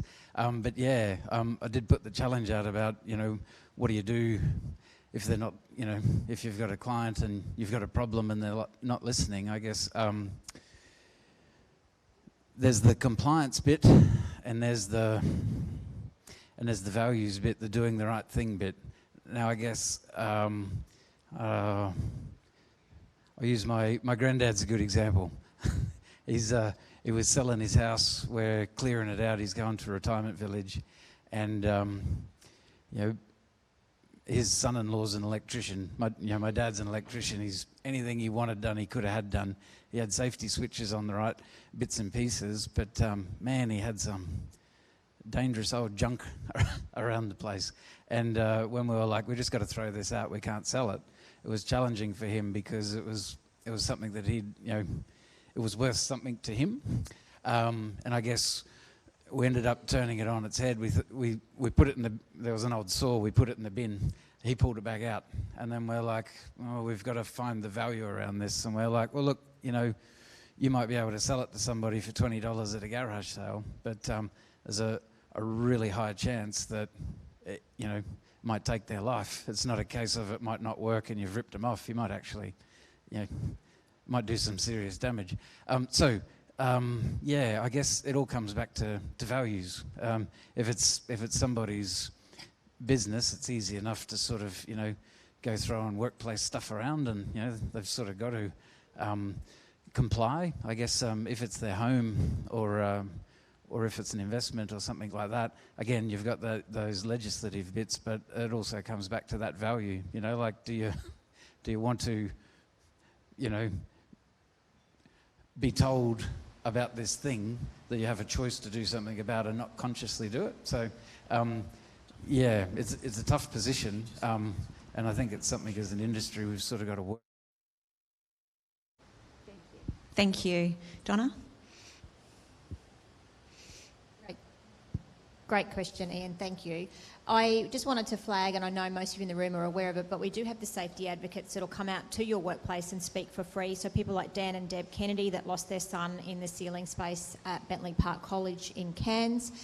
When you speak to people like that and they come to your workplace and they'll have a chat, whether it's to 5 people, 50 people or 500 people, it does make a difference, and it also gives your staff that little bit extra level of empowerment to say, I sat and had a coffee with this man yesterday. He buried his 19-year-old son. I'm not sure that you can get any greater incentive than having a conversation with someone like that. If you don't have kids of your own, you certainly know someone that does, or you've got a mum and a dad yourself. So that for me is that really strong message that you don't want it to happen to us. And I know Sean would much rather be out having breakfast with someone else, preferably his sister, than being here talking to us today. So I think wherever possible, leverage those, and please share those messages as far and wide as you can. Thanks, Donna. Looking at the online feedback, it's absolutely fantastic. Melinda, you're a legend. Great presentation. Will Brian's slides be available? Just so you all know, they will be. And a question to Simon from Regina. When you're upset, what mental tools do you use to calm down instantly and for the broader team? It's with my kids. I have to leave the room, Belinda. You know, I try to do. I guess I try not to flip out too much and you know, get overly aggressive. But you know, I guess coming back to what can I control in that moment is really important. Working through what I can control, what I can influence, and what I can't control. And you know, I'm sort of someone that needs to sort of go away and process something, think about it a little bit more. So I take the time normally to try to think rationally and think big picture long term rather than sort of making impulsive decisions. It's as tough as that can be when emotion gets involved, but that's how I try to approach things. Fantastic, thank you. Any other questions in the room? Pop your hand up. Thank you. Thank you, and thank you for the opportunity to be here today. I'd rather offer a challenge rather than a question. I've been in the industry for over 50 years, and I've had the opportunity of training young women at mining industries, and I'd say the biggest challenge I see today is through the training organisations, particularly how TAF has changed their way of addressing through competency, and I consider that's more complacency, in the sense that it drives the apprentice away from creating incentive in being the best at what they can be. But my challenge today is more about how I consider the future generation in merging into the electrical industry and how their mindset has to be changed or shifted to work in the understanding of how we are in such a diverse industry and how we are changing in regards to working together as male and female in bonding, and an industry that can be a pioneer in the way that we can drive forward. And I say that because we are merging into a level of a shift of consciousness, and that's about being a community. And I think this is our stronger point that we should be driving for. So I put it back to you. How do we, as an authority, as an industry, work towards going that way? Thank you. Great challenge. Does anybody want to pick that up? Thanks. Yeah, thanks for that. Good question, and I'll be a little bit controversial, and Donna might say something different here, but how can we do that? By not treating anything as different. By just saying we are all, we do. Doesn't matter whether you're black, white, male, female, Indian, Caucasian, whatever, we are all working together, and you don't specialise, point out the differences, you just continue working and everybody works together to achieve an outcome. It's not as easy as that, because we do need to put some things in place to help get to a point where we get there, but if we can model the behaviour that this is nothing special, this is nothing different, you are special, you are different, every individual is special, every individual is different, but this is what it is, we do that. May not have said that perfectly. That was a tough question, Brian. The only thing I would like to add, as a female in a very, very dominated workplace, is that I think Dylan Alcott said you can't replicate what you can't see. And for him, in his wheelchair playing sport, he didn't see anyone on the TV playing sport. And for me, we have some really strong women on the board and our committees and in my workplace and around the tables here today with our stakeholders. And it's about getting them up to speak. It's about Melinda speaking today. We'll hear from Cassie tomorrow. And it's about it not being different. It's about them getting up and saying, I can do this, and that you've got young girls, 3, 5, 10, 15, 16, and I'll share a very quick story. The person who shared it with me is not in the room, but I'm sure she wouldn't mind. I'll keep her nameless. Where she went to an event in her trade clothes, and one of the little kids said, "Did you borrow your daddy's clothes for today?" That's the mentality we need to unwind, where it's just normal to see women in high vis. So it's just about replicating what you can see, and the more you can see, we'll certainly change that. And this industry needs thousands more workers in the next 10, 20 years. So, there's an untapped workforce out there. You just need to grab it. Fantastic. Thank you. And look, conscious of time, I want to make sure I get you all back to where you need to be. So appreciate all the feedback and the questions for the panel, except for the last one we've got over here and over here. Who's doing time? Okay. Time is not on my side. Please. For Brian, I've been teaching apprentices for probably 15 years, and one of the things that I keep surveying them, and I can tell you by about the end of their third year, about half of them have received a shock. I always try to find out. And of those, about 1%, I'm guessing, report it. And that's because they don't want to drag their boss into trouble. So they certainly don't want to get themselves into trouble. I had a guy from the ESO out come and talking to my classes a bit, and I kept saying to him, I'd really like a system where an apprentice or a tradesman, for that matter, can go to a hospital and say, I've had a shock, can I just get treated and go home without dragging the whole thing through? Because, as we know, you can still die sometime after a shock. And this has been on my mind for a number of years now. I'd like to see a system where, we do it for people who overdose on drugs. I'd like to see it for electrical workers. It's a great question, great challenge. And I agree, it's not unusual that I hear people who have been tradespeople for a long time share stories really, easily about when they were shocked, almost as though it's a rite of passage. I'm sure the Commissioner will add value to this when he gets up in a minute to wrap things up as the Chair of the Electrical Licensing Committee. It's certainly not something that the regulator would support or endorse. That next shock could be fatal. And if there's no lessons learnt, and I know it's often a challenge to work with us or to meet the committee or to meet Keith, but there is a reason behind that, and we really want them learnings. And if we don't have that conversation, we do still need to report it. If we don't have that conversation, the next one could be much, much worse. So certainly not something, I hear your issue, and we hear it all the time about contact with overhead lines. We don't want to notify the regulator because we'll get into trouble.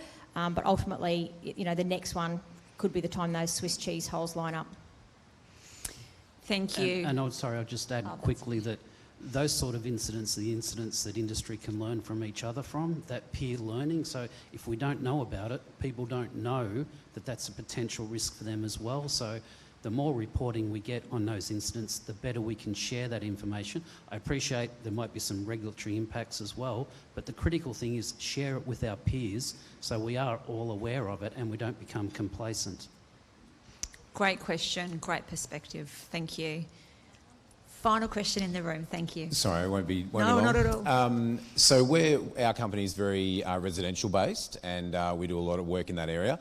I've been contracting for 15 years now, and I think that the home handyman space is probably the worst I've ever seen it. I know that wholesalers have gotten a lot better with who can come in and buy things over the counter, and that standard has certainly lifted depending on the wholesaler. The big B, Bunnings, they can walk straight in there and they can buy 2 metres of cable if they want to buy 2 metres. I understand light fittings and fans is something, and people want to supply things as much as they can these days. But is there something to be looked at within the Bunnings space where people can go and pretty much buy nearly everything that they need for a residential installation? That was a quick pass. You could almost play AFL, Brian, I'm sure. It is something we've turned our minds to as part of the independent review that Dick Williams did. It is a tricky situation. As you know, there's got to be signage to say it has to be installed by a licensed electrician. We see every day people trying to install their own stuff, which is challenging. The answer, I don't know what it is, but if you come up with it, please let me know. The issue we have is, I don't know, if you've built a new house or if you're changing your light fittings or changing your fans, I'm pretty sure we don't want electricians trotting out with me shopping, because I'll probably go to 15 shops and look at 20 things and go back to where I started on day one. But how do we do that? And there is a real concern, particularly where you're buying 20 metres of cable and all of the bits that go in it. That's different to, a pendant light that you can get an electrician to come around. So it is a wicked problem.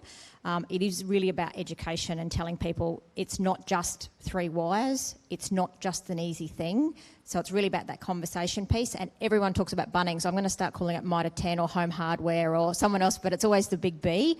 But if you've got ideas on what we can do in that space, it is up for review. It is a matter for the Minister and the Government. But please, I'm all ears. I know Brian's all ears, the Commissioner's all ears, as is the Board and Committee. So if you come up with a solution that doesn't mean that your electrician has to do all your shopping for you, it's certainly an option. Perfect. Thank you. Thank you, panel. Thank you for the questions. Yes.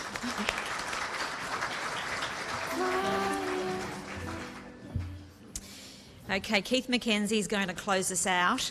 The Electrical Safety Commissioner. Keith started his electrical career in 1986. After gaining his electrical fitter and mechanics licence, he worked for several companies on domestic, commercial, hospital, petrochemical and industrial projects. Keith has served on a range of boards and committees in the area of apprentice training, construction, training competencies, workplace health and safety and Australian standards, and has been a member of the Electrical Safety Board and Electrical Licensing Committee since 2011. Prior to his role as Commissioner, Keith was the President of the Queensland and Northern Territory Electrical Trades Union branches. Welcome, Keith. Thank you.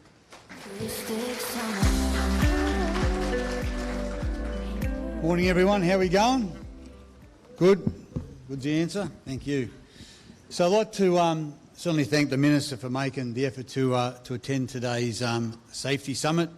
And it's not often, I guess, a Minister of the Crown gets to use her portfolio each and every day being electricity, which is good. Also, thanks to all the presenters today for also making the time to come for the breakfast. I really appreciate it. And especially you, Melinda, you mentioned about you don't want to be a role model for your kids, and you certainly are. Not only a role model for your kids, but for women in the industry, but for all electrical workers in the industry. Your speech today was awesome, and we'll continue to hopefully you go around talking about your endeavours and what you did for the trade. And you're awesome, and you're a great electrician. Well done, Melinda. I'd just like to also acknowledge the members of the Electrical Safety Board here today and the committees here in the room and online, and Regina, who asked that question. She's overseas, and each and every day for our electrical education and equipment committee, she dials in at 10 a.m. our time, which I think is about 2:30 a.m. her time. And so if you're online, Regina, thanks for dialing in. And also thanks to the Electrical Safety Office administration team and also the Strategic Communications Group of OIR who organised not only this event each and every year but also the 3 events taking place over the next 3 days. So round of applause for the Strategic Communications Group and the Electrical Safety Office staff. So what is electrical safety? So I'm getting on the bandwagon here. So I went on the other night and looked under ChatGPT to find out what their views of electrical safety is. So when you type in that what is electrical safety, it comes up with a fair bit of information. One about what is proper wiring, electrical equipment, earthing, electrical isolation, electrical panels and switchboards, cords and extension cables, electrical awareness, PPE, electrical training, risk assessment and emergency response.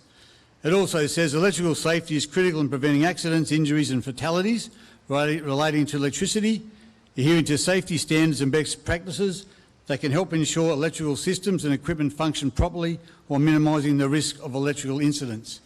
It should also say that the electrical safety in Queensland is the envy of all other states and territories, and it's something that should be adhered to each and every year, but it hasn't said that yet, and we'll work hard to make sure that ChatGPT picks that up. Also want to just, when Sean mentioned about, you know, what's our responsibility and what's our values, and each and every one of us are leaders in our industry, whether you're a leader of a corporation, a GOC, a small company looking after 1 or 2 people, or in the training industry. We've all got some leadership role today. And when leaving here, think about what you're going to do or change to influence the people you work around each and every day, and also at home. You know, can you actually change the lives of people, how we deal with electricity? Like everyone keeps talking about it, and they're right, it's in our walls and it's at home and we do it with the work, but there's a big risk there. Going on to talk about briefly about, you know, when people buy 6 metres of cable at a hardware store and a junction box and a power point and a C-clip, it's unlicensed electrical work. It's illegal. It's illegal to do 65 in the 60 zone. People do that. If you haven't got a plumbing licence, you're not allowed to install your own tapware and shower heads. Don't give yourselves up. I'm pretty sure some people do that without a plumbing licence. No disrespect to our friends in the plumbing industry, and we need water, but I don't see anyone who's die because of a leaking tap. Electricity will kill, especially if it's installed in a way where you can obviously have your house burned down, or you cause you or someone else to get a fatal electric shock.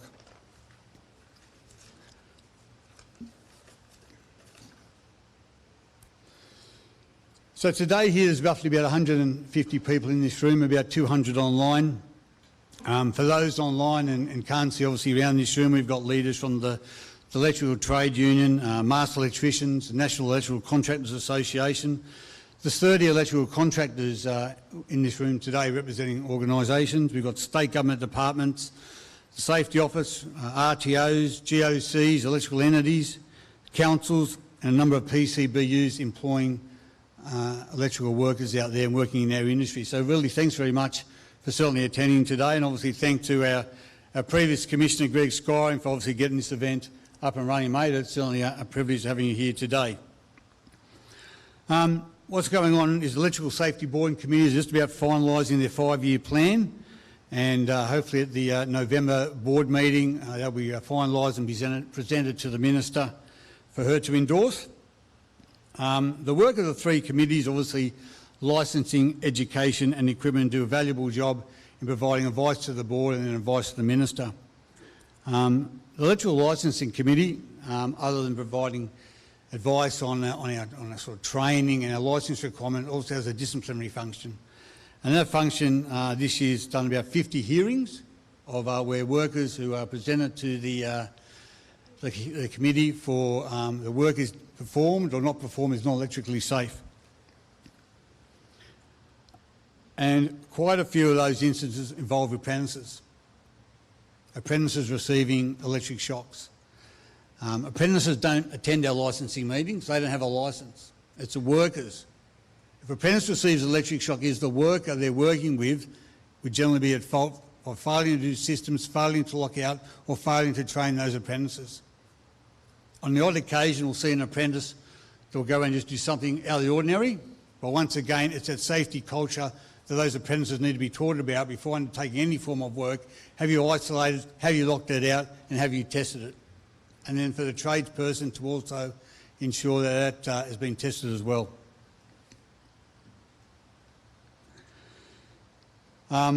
There's also a parliamentary inquiry about to commence in Queensland into copper and scrap metal theft. There'll be a 3-month inquiry to be chaired by a member for Kawonga, Shane King. And there's a lot of copper is being stolen. Now, it's not like copper from plumbing taps, and there will be a bit there, no doubt. There's a bit of scrap metal from catalytic converters from cars. But people are stealing copper of cable systems already installed in the networks, in the grid. And when they steal it, leaving it live, which exposes people in the Queensland community to potentially a shock or fatality. That's how much these thieves want our copper. About $11 a kilo, I hear. So they'll be either sold in Queensland, interstate or overseas. So we've got to actually stop that. It's a severe risk, and if you talk to some of the entities, millions and millions of dollars are being stolen, and the re-rectification of that work's happening. It's horrendous. And also they're stealing copper earthing grids that affects the integrity of our earthing systems from substations. So we sort of commend that inquiry and see the results, how they can fix that and try and curb its theft. There's a lot of issues in the industry regarding arc flash. A little picture here next to us, some bloke's getting a severe arc flash. That's when things go wrong. A lot of people front the licensing committee because of the work they're doing. I'm not working on equipment, I'm not working on it, I'm working next to it. And that's when things go bad. You know, we talk about people like Karen.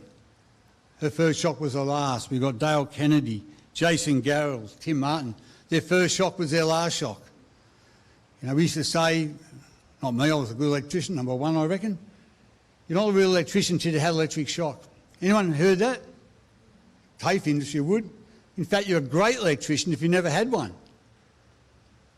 I've always asked how many electricians received a shock or apprentice, and hands are still going up, and it's not acceptable. They haven't got a right not to report it. If they're doing electrical work, the Workplace Health and Safety Act, if you receive electrical shock, it must be reported. We've got to change behaviours. We need to find out when people do receive a shock and notify the regulator, and the ESA does an investigation. We found out when they come to the licensing committee, it's systems getting failed. The shortcuts happening. It's at the end of the day, there's a rush job. We need these experiences. And the licensing committee, when you meet us, we're friendly people. But what we do is we change behaviours in the hearings, whether you're a worker change behaviour, do some training, or you're a contractor to attend us and doing an audit on your systems to change behaviours and understand what you need to do better. And in fact, the contractors that attend the licensing hearings and get an audit done, when they complete that, they're probably the contractors I want to use to come and do electrical work because they get it right. And very soon, the audit that the Electrical Safety Office, that the licensing committee use will make that public to all electrical contractors and actually start their own audit. And hopefully less and less will come to us. We've got to change behaviours, and that's all about the safety culture. Changing our culture in your businesses, in your organisations, to make workers, the industry and also the public electrically safe. The community is the big issue out there. There's people buying stuff from these hardware stores. There's people using scissor lifts going up in overhead lines. There's people digging augers, drilling in power lines underground. We've got to change the community. In the electrical industry with workers and contractors, we can get that message out there because we've got systems in place. But it's the people out there in the community doing unlicensed work or working around equipment. We've got to change those behaviours, especially the work that Brian's team are doing in trying re-educating, scooters. Scooters aren't electrical equipment, but it's the charger that charges it and where it's charged, not in your spare bedroom, outside, maybe in the garage. And don't put a rapid charge on and leave it overnight as a trickle charge. Read the bloody instruction manual. You probably don't read the instruction manual when you buy a new microwave or a washing machine, but you surely should be doing it when you get a scooter or a bike. Make sure that charger is fit for purpose. That's where these incidents and accidents are happening. So there's a lot more work to do in the community space. And just one last plug, I'd like just to talk briefly about the apprentices. So we're not far off of launching a guide for apprentices so that all apprentices who start with an organisational through get an idea of what it's like to be an apprentice. So if you've got a good employer that provides that information, happy days. You might take some of that knowledge on But if you have got nothing, this is something we can actually set the apprentices up for success, what's expected of them in the electrical industry, and we look forward to launching that very soon. We're approved to have our own electrical safety board in Queensland, electrical safety legislation and regulator, and obviously under Donna's guidance, the team of electrical safety office, we're so privileged. Like I said jokingly, we are the envy of the other states. We do a good job. We bat above our weight as far as electricity goes. Electricity does kill. Thanks for joining us here today. The last one is the third plug. So tomorrow we've got our safety seminar with states at 8 o'clock with JT. I understand that's been booked out. But you can go online and watch JT and all the other guest speakers. Cassie's going to be talking about that, the importance of apprentices and how we can change behaviours and attitudes. And if you're supervising an apprentice, jump on that webinar as well. Thursday, the industry webinar for those working in the industry, jump online for that one. That starts at 10 o'clock. And Friday, the community webinar, where we can try and get to the community. So if you're a member of a community organisation, or you know people who are members of presidents or secretaries of a range of clubs, get them to jump online, 10 o'clock. It's all free. Thanks for coming. Have a nice day. Thank you.